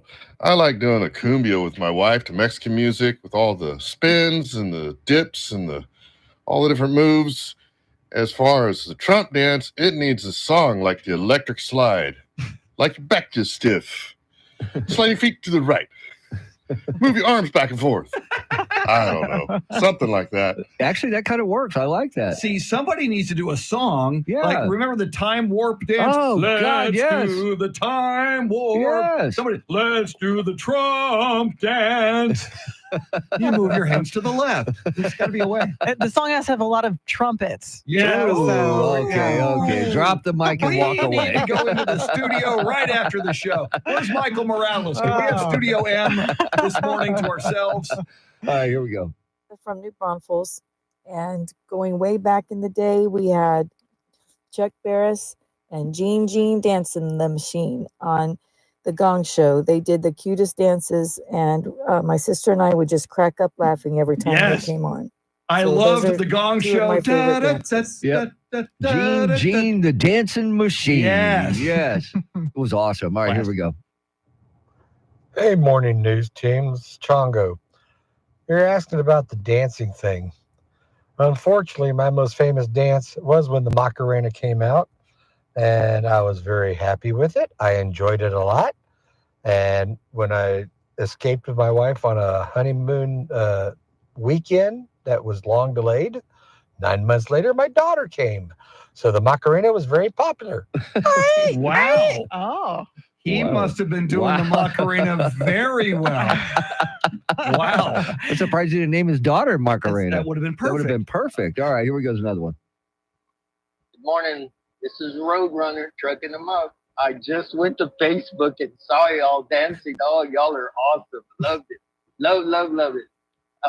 Tim, you and Chris look like typical white guys trying to dance a cumbia, but Charity, oh my goodness. I dropped my Whataburger taquito on the floor of my truck when I saw you. You would have no problem doing a cumbia, a little salsa. Y'all were awesome. Love it. Y'all have a good morning. Yeah, I told yeah. you. I told you want to see Charity's Trump Exactly. dance. And the cleaning Exactly. lights were on in the radio ranch. It wasn't like the club, the dim lighting. I felt so exposed. We might have to take this to a club. We might have to. Is We'll Hallelujah scout some Hollywood still open? locations after Yeah. the show Okay. today, okay? All right, here we go. Here's another one. Good morning. Fun thinking of all those line dances. What about the wobble? LOL. Anyways, I think the Trump dance has definite potential. People who love him can do the Trump dance to celebrate. And then people who can't stand him, well, they can do it when they're upset or to show defiance. But anyways, hope y'all stay warm and all you First News people enjoy your potluck today. Okay. Love y'all. All right. And we love Kemper too. Yes. Now our favorite school teacher is going to dance for us. Hey guys, Steven from Lotto. I do not like dancing. I'm not coordinated. I can't do it. It looks crazy, silly. And so I let other people dance and I laugh at them. But there is something I'm kind of decent at. So what did the dancer say after a long week of rehearsal? Oh, the agony of defeat. And what's a pig's favorite dance show? Swine Lake. Have a great day. Oh, he's got a joke for everything. It's amazing. We love him. Outstanding. All right, here we goes another one. The worst dance ever is the Macarena, in my opinion. The funniest dance was when my cousins were fighting each other during the hokey pokey, punching each other out and stuff. My favorite dance was the dance I did Sunday after the Bills beat the Kansas City Chiefs because I'm a diehard Bills fan. Right on. Nice. Awesome. Right on. All right, one more. Here we go. Good morning. You guys didn't seem to listen to what Charity just reported, or actually other people from her report, but they were saying that there are already 40,000, I think, or I think it was 40,000 beds that they could use for these illegal aliens that they would be rounding up. So it doesn't have to have that place in Texas to be built right away. I'm just saying. Thanks. That's true. Okay. It doesn't have to be. And well, you can use a talkback for anything. Anything we're Absolutely. talking about. Yeah. Feel free. Yeah, when you want to respond to anything you hear on these airwaves, do what she just did and respond. Now, 40,000 beds, I think a lot more. That's a start. That's a but start, A yes. lot more than 40,000 violent We're talking offenders millions, are yes. going to be. But yeah, so that's that. I guess you could blow out 40,000 on day one. Coming up at 7:10 in a segment we call Wait Till You Hear This, we will hear from Laken Riley's mother, Allison Phillips, sharing the impact of the murder of her daughter at the Jose Ibarra trial yesterday. But right now, Charity McCurdy with all the big stories you need to know about on this Thursday morning as WOAI News Time is 7 o'clock.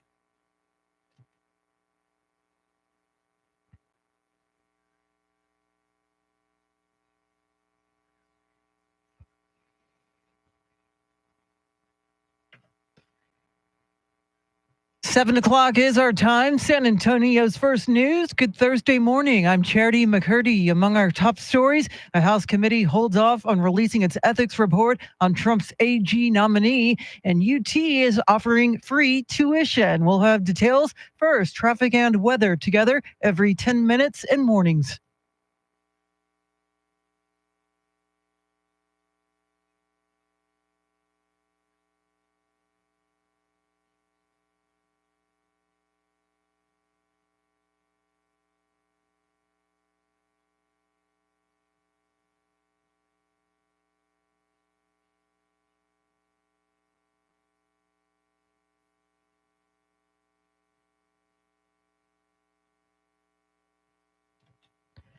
Your Thursday weather forecast, sunny skies, a high near 73, tonight's low 45, right now 39 degrees.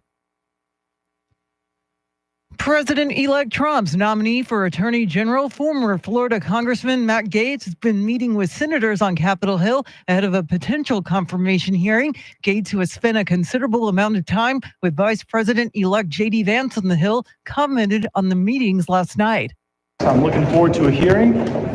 Folks have been very supportive. They've been saying we're going to get a fair process. So it's a great day of momentum for the Trump-Vance administration. Meantime, the House Ethics Committee convened yesterday but remains deadlocked along party lines on whether to release its years-long investigation into allegations that Gates engaged in sexual relations with an underage girl and used illicit drugs while serving in Congress. Having resigned his House seat following his nomination, Gates will see his fate discussed again as the Ethics Committee scheduled to reconvene on December 5th to further deliberate whether to release its findings.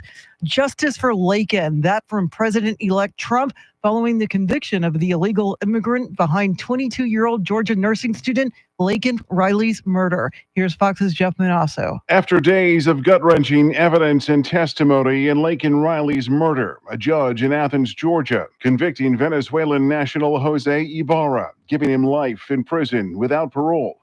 Riley's mom, Allison, in court. This monster took away our chances to see Laken graduate from nursing school. He destroyed our chances of meeting our grandchildren, and he took my best friend. The case thrust into the national spotlight over the ongoing border crisis. Ibarra crossed into the U.S. illegally in 2022. Last year, the federal government paid for his flight to Georgia shortly after he was arrested on 2 other crimes in New York. Jeff Manasso, Fox News. Governor Abbott says more giant buoys are going in the Rio Grande. The state installed the floating border barrier last year in order to deter illegal river crossings. The Justice Department sued Abbott to try to force the removal of the barrier. The Biden administration claimed the buoys caused humanitarian and environmental problems.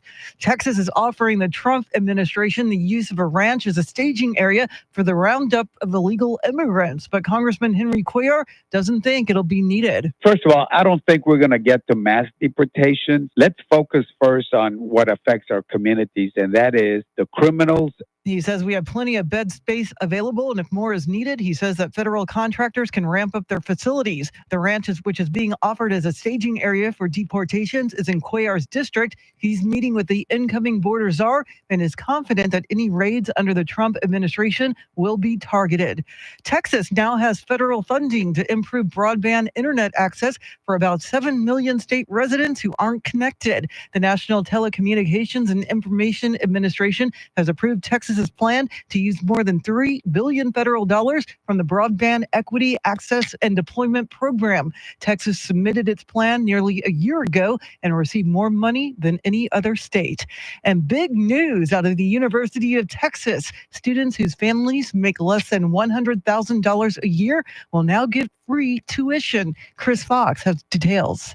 The UT Board of Regents giving preliminary approval for the plan that kicks off in the fall of 2025. Free tuition at any of the 9 academic institutions in the University of Texas system for in-state undergrads whose families make $100,000 or less. That's up from the $65,000 mark set in 2019. Chancellor James Milliken calling the program a game changer. The UT system is the first in Texas with this free tuition offer. In Austin, Chris Fox, News Radio 1200 WOAI. Today's the day San Antonio City Council gets its first look at a proposed new downtown sports and entertainment district. City staff has been working on the multi-billion-dollar Project Marvel behind closed doors for about a year and a half.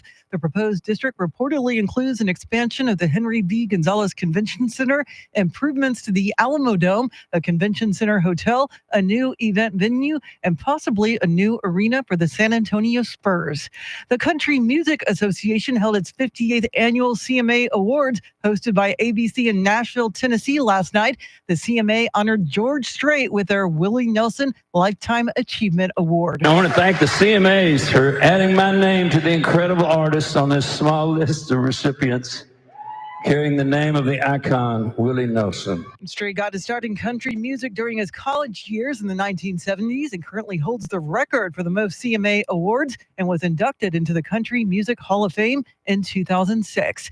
It is 7:06. The Spurs tonight host the Jazz. The voice of the Spurs, Bill Schoening, has more in today's Spurs Insider, brought to you by Credit Human.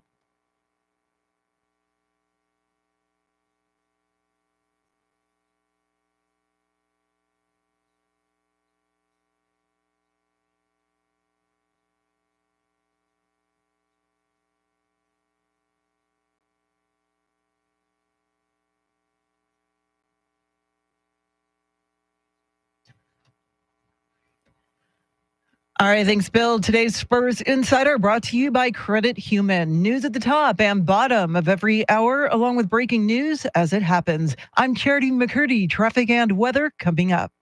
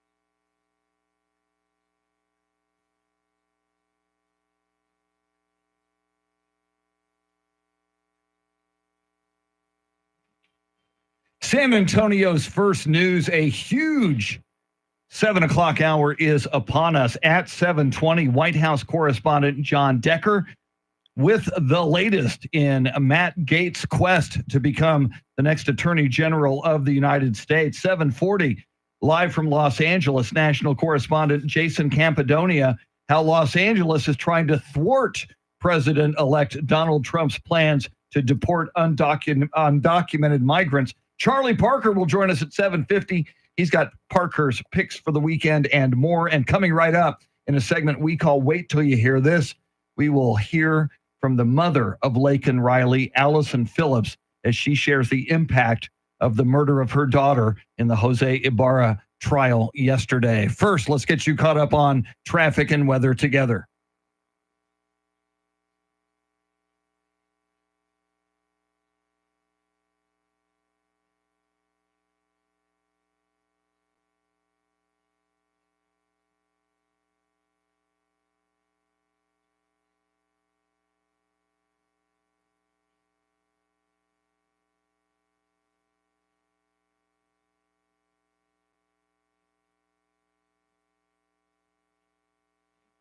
Sunny skies today, tomorrow, and Saturday. Highs in the low 70s today, mid to upper 70s tomorrow, and low 80s on Saturday. 39 degrees at Lackland Air Force Base, 39 at the Pearl, and 39 right here in Stone Oak. WOAI News Time, 7:11.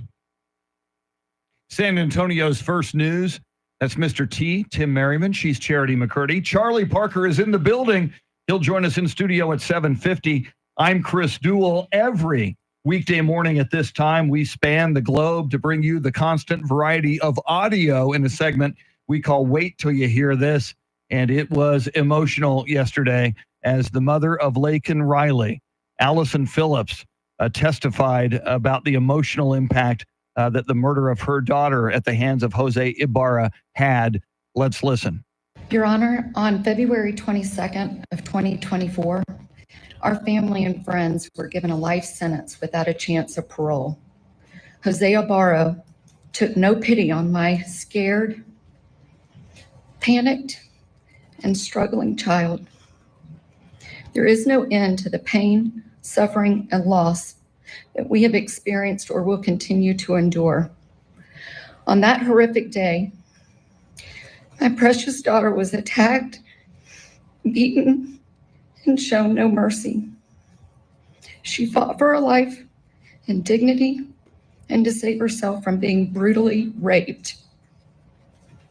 This sick, twisted, and evil coward showed no regard for Laken or human life.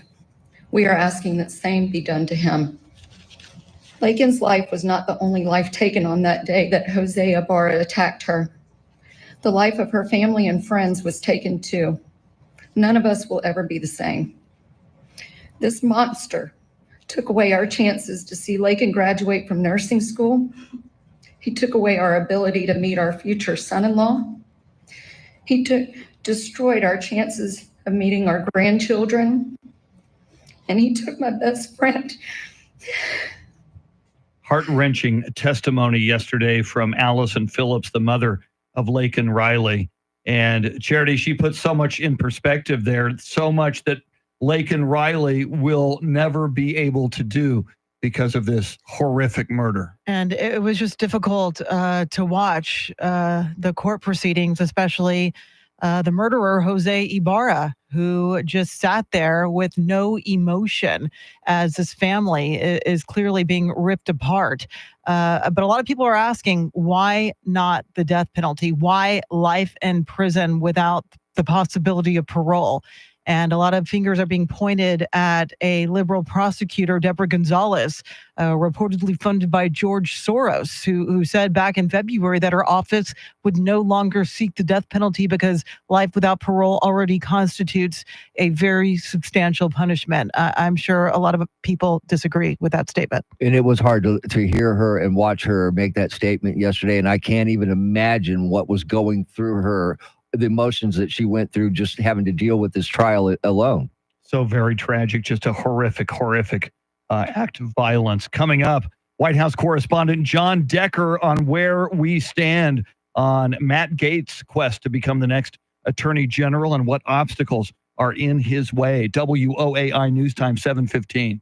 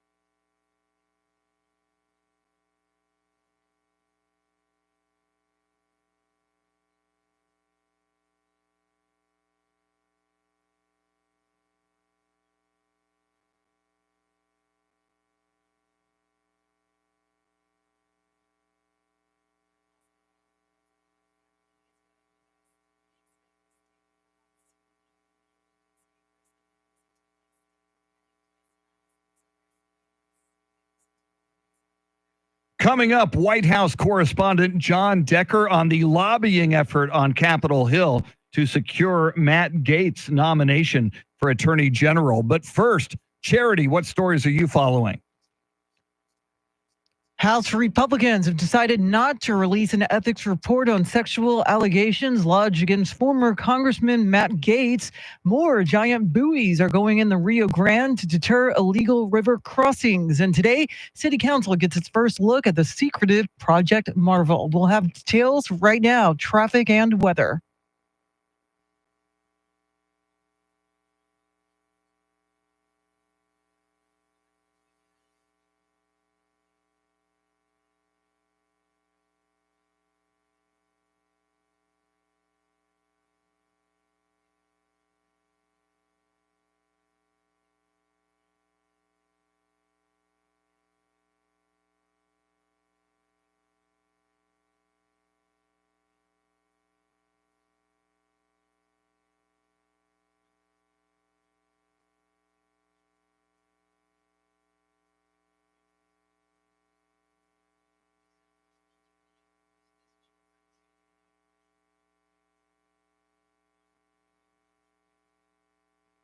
Sunny skies today, tomorrow, and on Saturday. Highs in the low 70s today, low to mid 70s tomorrow, and low 80s on Saturday.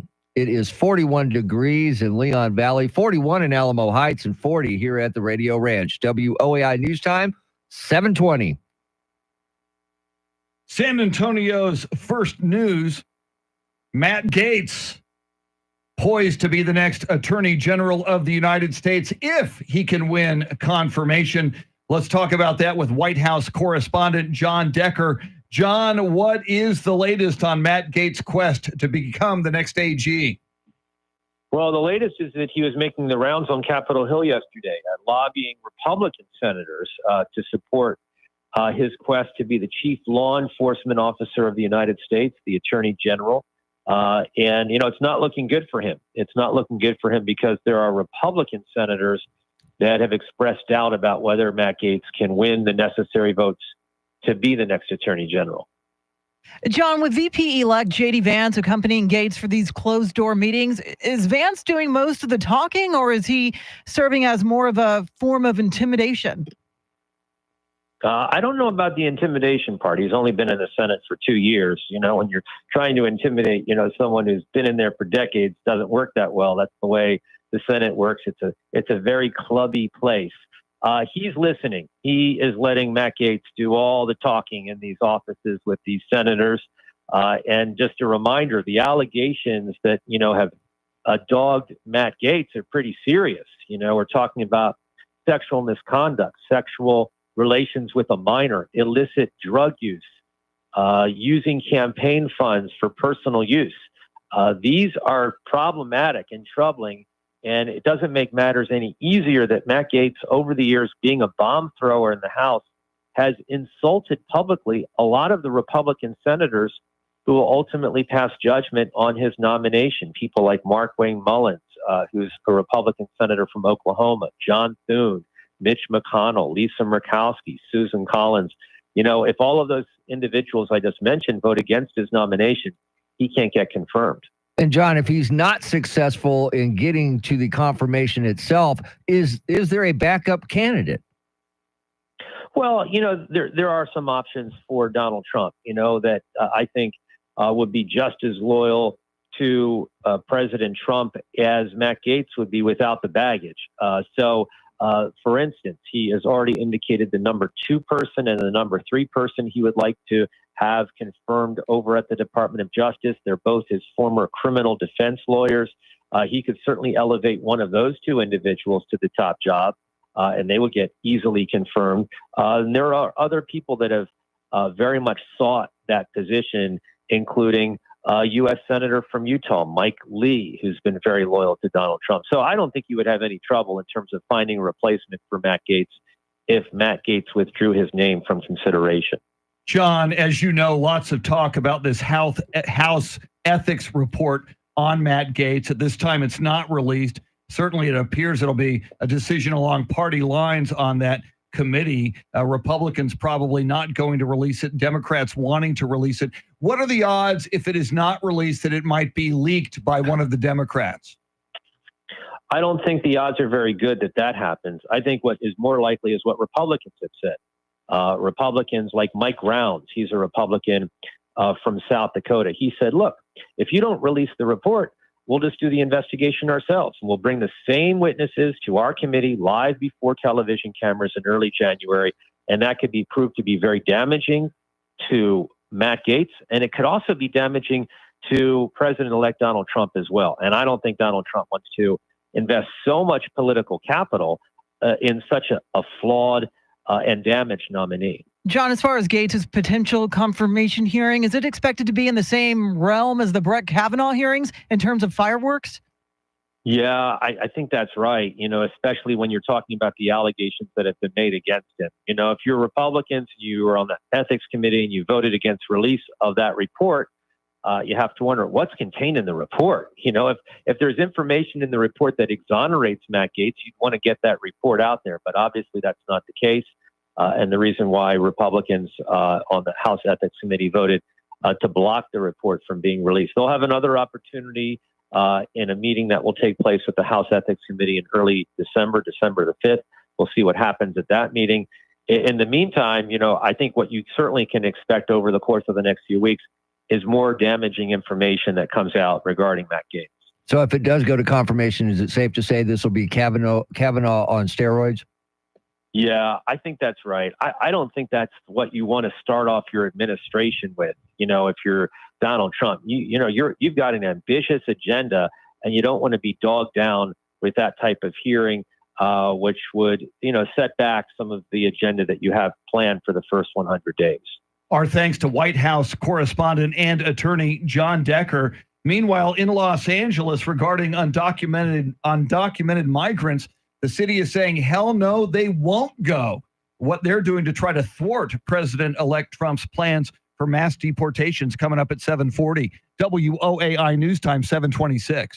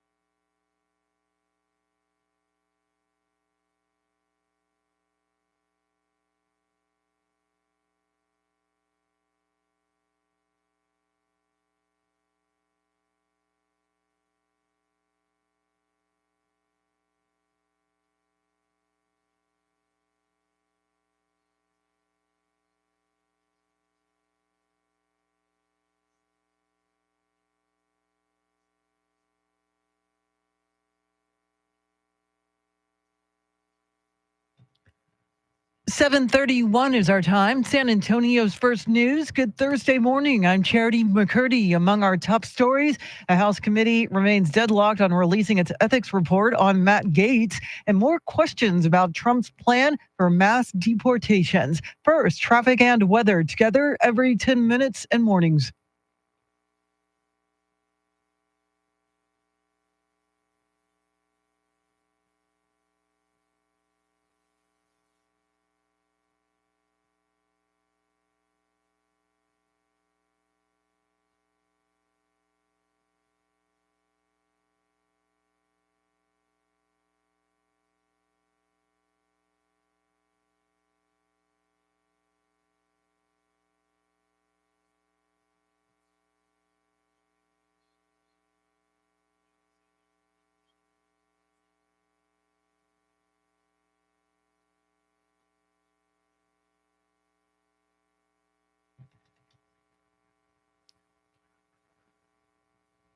Your Thursday weather forecast: sunny skies, a high in the low 70s. Tonight's low near 45. Right now, 41 degrees.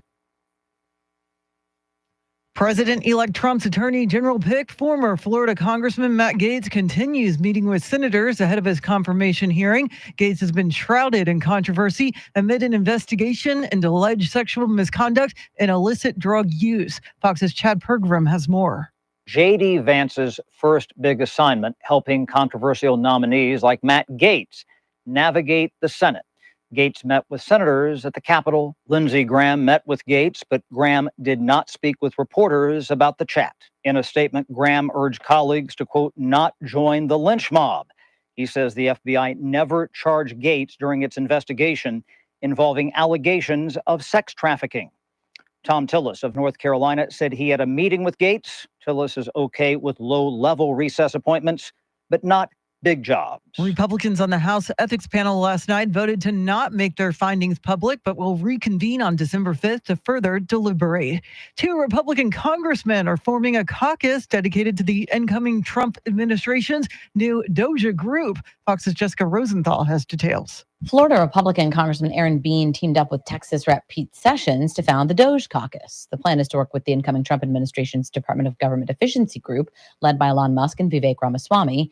Bean highlighted some of the spending he's been questioning. $1.5 million to study the effect of yoga on goats. Bean told the Fox News Rundown podcast that after Doge shines a light on some of the waste, Congress then is under its structure of budgeting and spending and appropriating is going to have to make some changes on how we do business. He says he hopes some Democrats will work with them on this spending as well. Jessica Rosenthal, Fox News. Republicans saw a historic shift in traditionally blue areas during the election that granted them control of the White House, Senate, and House. Texas Senator Ted Cruz told Fox's Hannity he believes the majority of people, including many in Texas, are coming back to common sense policies. South Texas, the Rio Grande Valley, has been a blue bastion for 100 years, and the valley turned red. Donald Trump won Hispanics. I won Hispanics. That is a generational change. And it's because people are getting back to common sense ideas that make sense and that work. Voters expressed dissatisfaction with many of President Biden's policies, as well as the economy and immigration, all platforms that President-elect Trump ran on during his campaign. Governor Greg Abbott says more giant buoys are going in the Rio Grande. The state installed the floating border barrier last year in order to deter illegal river crossings. The Justice Department sued Abbott to try to force the removal of the barrier. The Biden administration claimed the buoys caused humanitarian and environmental problems. President-elect Trump, meantime, is vowing mass deportations, which raises a logistical question. Michael Board reports. When raids are carried out, where will people be housed? Texas is offering the use of a ranch as a staging area. It's in Congressman Henry Cuellar's district, but he does not think it will be needed. First of all, we do have 41,500 detention beds already that are available. And if more are needed, he says the federal contractors can ramp up their facilities. He's meeting with the incoming border czar and is confident that any raids under the Trump administration will be targeting criminals and those with a deportation order. Michael Board, News Radio 1200 WOAI. A student is in custody after bringing a weapon to John F. Kennedy High School yesterday. Edgewood ISD officials say district police officers responded to a report about a weapon on campus, which led to a brief lockdown. The nearby Brentwood STEAM School of Innovation was also locked down. Officers found the weapon and detained the suspect. District officials did not say what type of weapon was involved. If you're from a family making less than $100,000 a year, you'll receive free tuition and fees at the University of Texas System. A committee of the UT Board of Regents gave preliminary approval to expand the Promise Plus program. It will allow eligible students to apply at all 9 universities. The expansion is the latest move by the Regents to make college more affordable for students. David Dillard with KD College Prep says you still have to meet academic standards. It doesn't cover living expenses. It doesn't cover room and board. And you know, not all students are going to live on a budget when they get to college. So it's a challenge still for a lot of people. If approved, the program will start up next fall. And a woman is facing charges after giving birth alongside a hike and bike trail Tuesday and abandoning the newborn baby at the scene. SCPD responded around 4 p.m. to a report about the baby alongside the trail near Austin Highway on the city's northeast side. Officers later detained Julie Alexander for questioning, then arrested her for child abandonment and endangerment. She and the baby were both hospitalized for treatment. It is 7:37.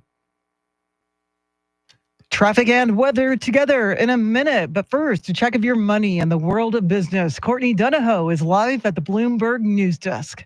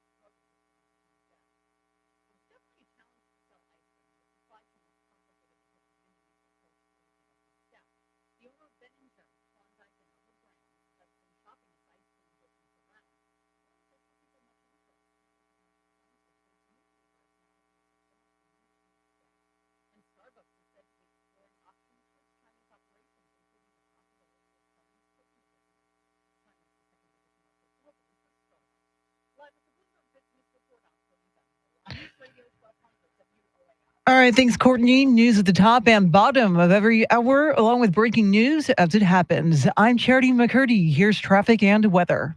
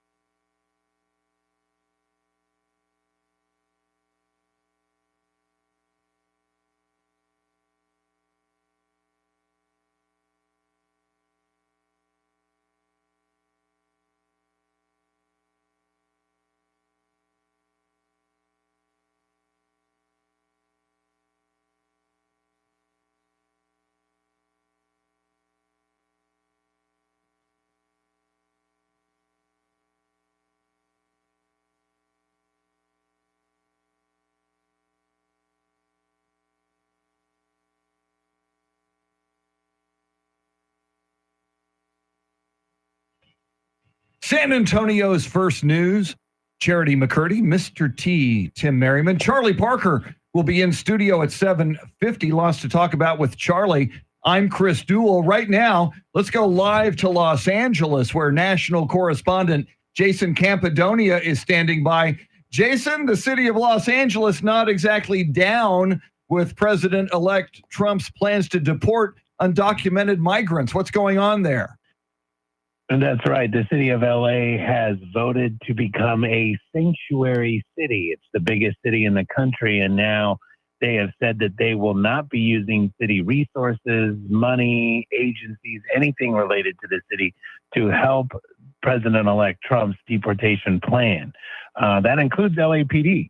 They are paid for with city tax dollars. So it's going to be interesting if, somebody does commit a crime, not saying they will, but if they do commit a crime and we find out that they are an undocumented person here, they're supposed to turn them over to federal authorities, but the city has instructed them not to. So it's going to be interesting if there is some sort of deportation plan underway, how all of this is going to shake out. And Jason, during his recent campaign, President-elect Trump has said he would ask Congress to pass a law outlawing sanctuary cities nationwide. So it looks like this move could be reversed sooner than later.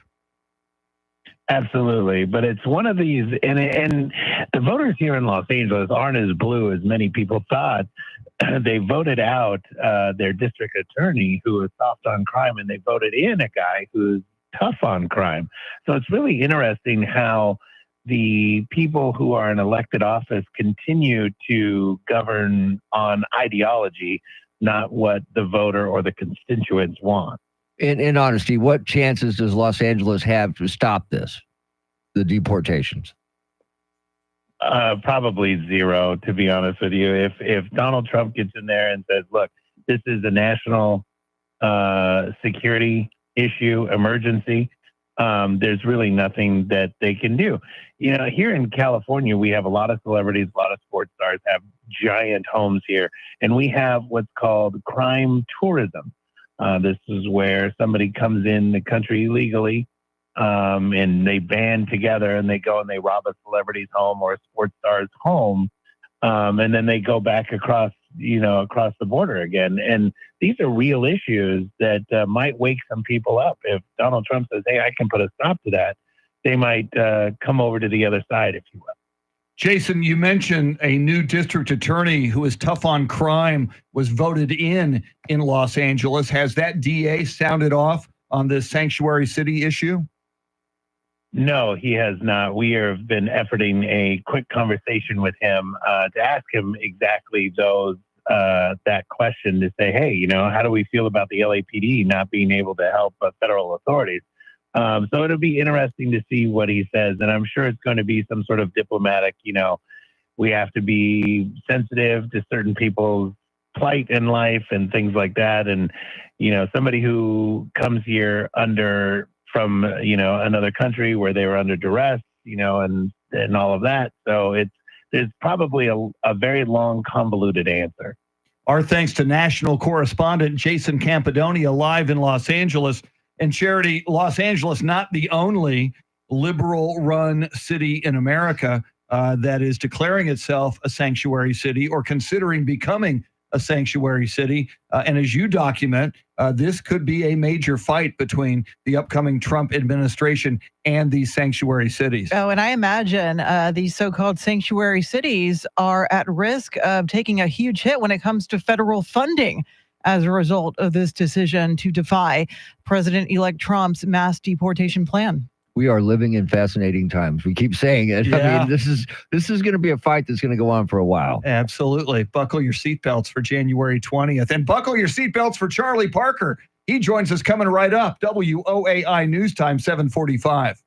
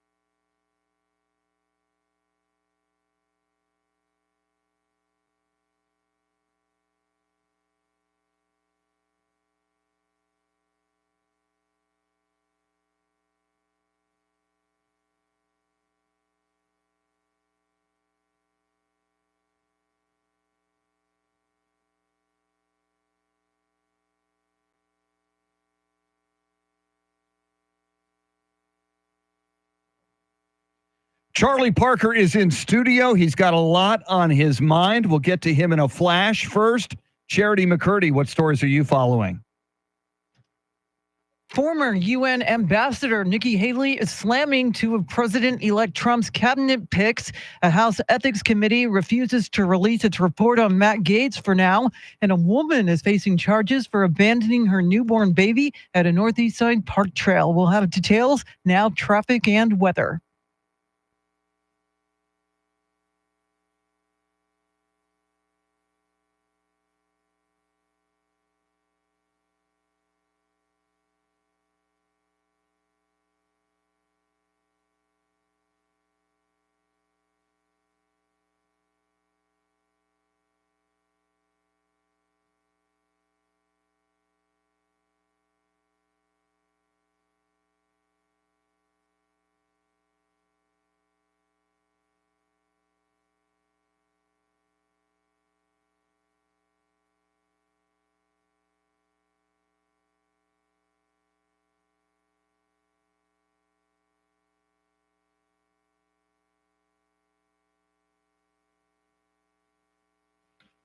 Sunny skies today, tomorrow, and on Saturday. Low 70s for a high today.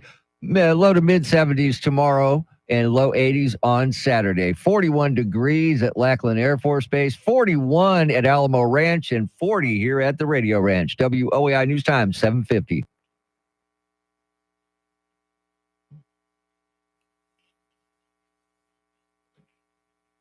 San Antonio's first news coming up at 8:10. Congressman Tony Gonzalez, who was on Fox News Channel earlier this morning talking about the border and mass deportations.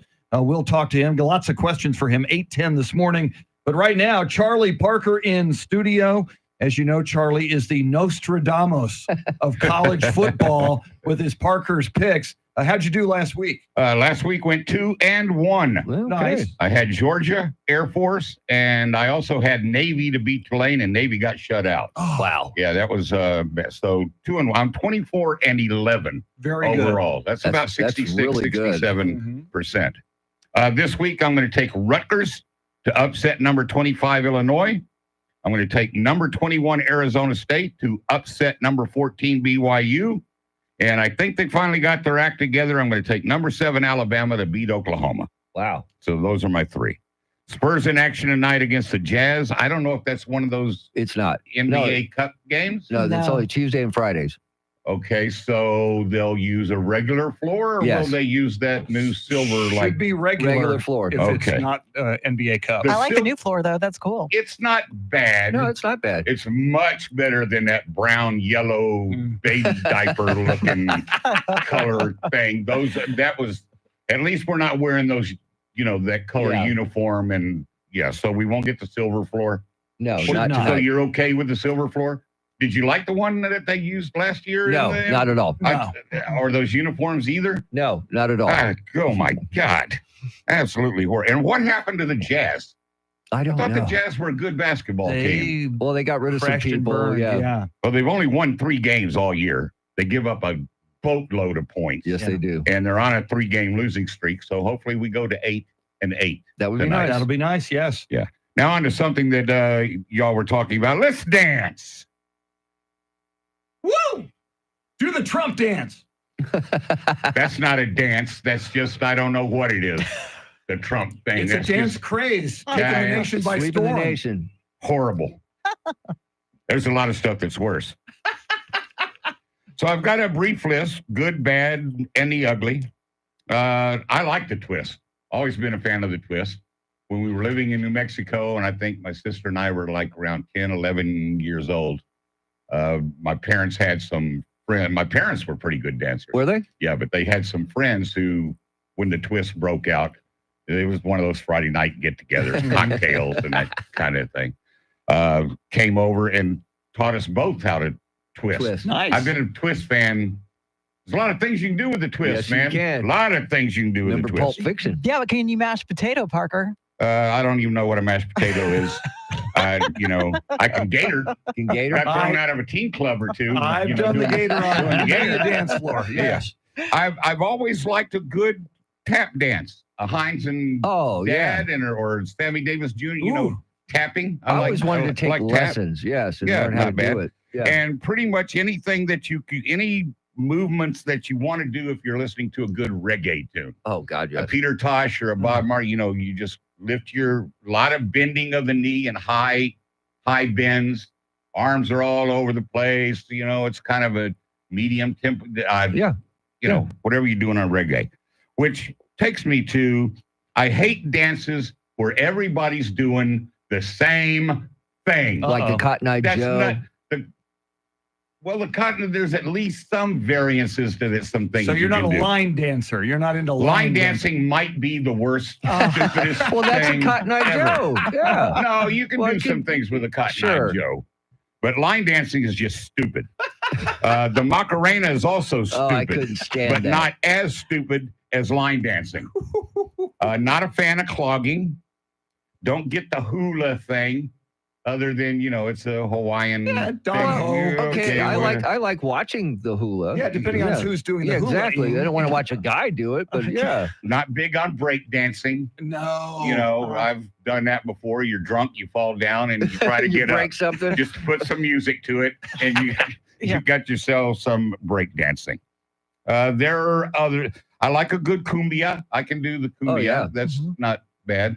Rubber Band Man. I don't know if that's an actual dance. It but is. You created it, so it is. Yeah. Well, no, I You'll think clear a it's dance spinners. floor. You'll Spinners clear a did. dance floor. Oh but yeah. You'll clear a dance floor. And when you do that depending one. on my, you know, alcoholic content at the time, how good or bad, you know, doing the Rubber Band Man might be. And then there's the #1 dance of all time. I've always loved a good striptease, pole dance, lap dance. Oh, goodness. You know, whatever you want. Those are. What do you mean? Oh my goodness! Just as long as the lady is removing her clothing, you're good. Yeah. That's not easy to do. Think about that. Oh no, it's not. Just you don't know. turn on the cleaning lights and you'll be fine. Well, Yeah. I was once chastised by a woman. I referred to her as a stripper, and she said, Uh-oh. "I'm not a stripper. I'm a dancer." An exotic dancer. So, And they're all named after either a food spice or an automobile. Yes, and they're all working their way through college. Yeah. Yes. You're just doing that to make money. Now, to go to I college. haven't, man, I don't think I've been more than to maybe 5 strip clubs my entire life. But one thing I learned in them, if you ever used the ATM machine watch out. at a strip club, what's that fee called? When you transaction fee? The transaction fee. The transaction fee, or at least this was 25, 30 years ago. The transaction fee on the ATM at the strip club or the dance club, if that's what Cinnamon or, you know, Mercedes. It's a gentleman's want to be club. called. Thank you. It's like $10. Wow. You know, and Probably usually more they're now. what, two? It's probably like 25 now. Yeah, it's probably more now. I Because what don't, are you I going don't to do? use any of those kind of things. And do they, Anyway. when you get your money out of that machine, does it come out all in ones, or how's that work? No, you still have That would be convenient. And then gotta did get you it wash broke your down. hands, more importantly, after you're done? Oh, you should be washing your hands 3-4 times a day, no matter what it is that you're. I'm watching them right doing. now. All right, there you go. And just let's see, 1 week Thanksgiving? Yes. Mhm. Woo. Are you ready? Oh yeah. Well, I don't do anything. I'm ready. Well, I just eat. Yeah, other people prepare the food and I Well, eat. you were talking the other day about traditions, Thanksgiving traditions. That's our tradition. Eat. Oh, yeah. Yeah. Yeah, but more Every year. importantly, it's your wife's birthday coming up before Thanksgiving, right? Wow. Thanks for the reminder. my Now you wife's can't birthday, forget. my Beth's birthday is on Thanksgiving this year. Oh. So, Wow. Yeah, So we're gonna that's born the day after Eva. So hers is the 29th. She says Beth is the 28th. 28th. Well, I thought 28th was It's Thanksgiving. Thanksgiving's the 28th. So a week from today is Thanksgiving. that. Okay, Eva's is the 27th. You better double check Yeah, that, you Parker. get that All straight. right, I'll check my calendar because I think I still have it on my calendar as well. Yeah. I keep it in my car so that when I'm picking up medication. And what's her birth date? Let's see. I'd like to tell you 1953, but if she was here, she wouldn't like me to say that. So I'm not really sure. Sometime in November. Very nice. Our thanks to Charlie Parker. Coming up at 8:10, you don't want to miss it. Congressman Tony Gonzalez on the border and mass deportations. WOAI News Time 7:58.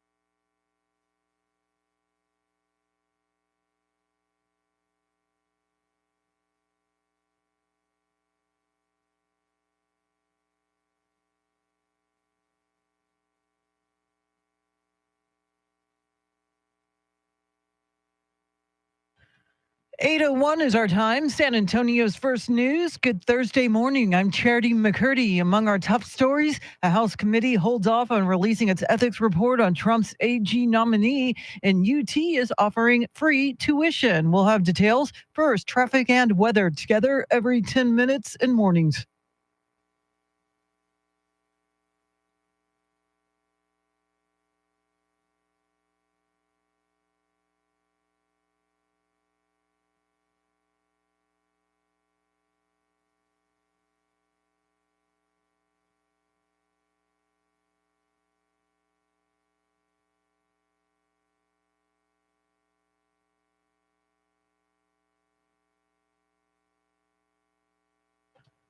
Your Thursday weather forecast, sunny skies, a high in the low 70s. Tonight's low near 45. Right now, get a move on. It is 41 degrees.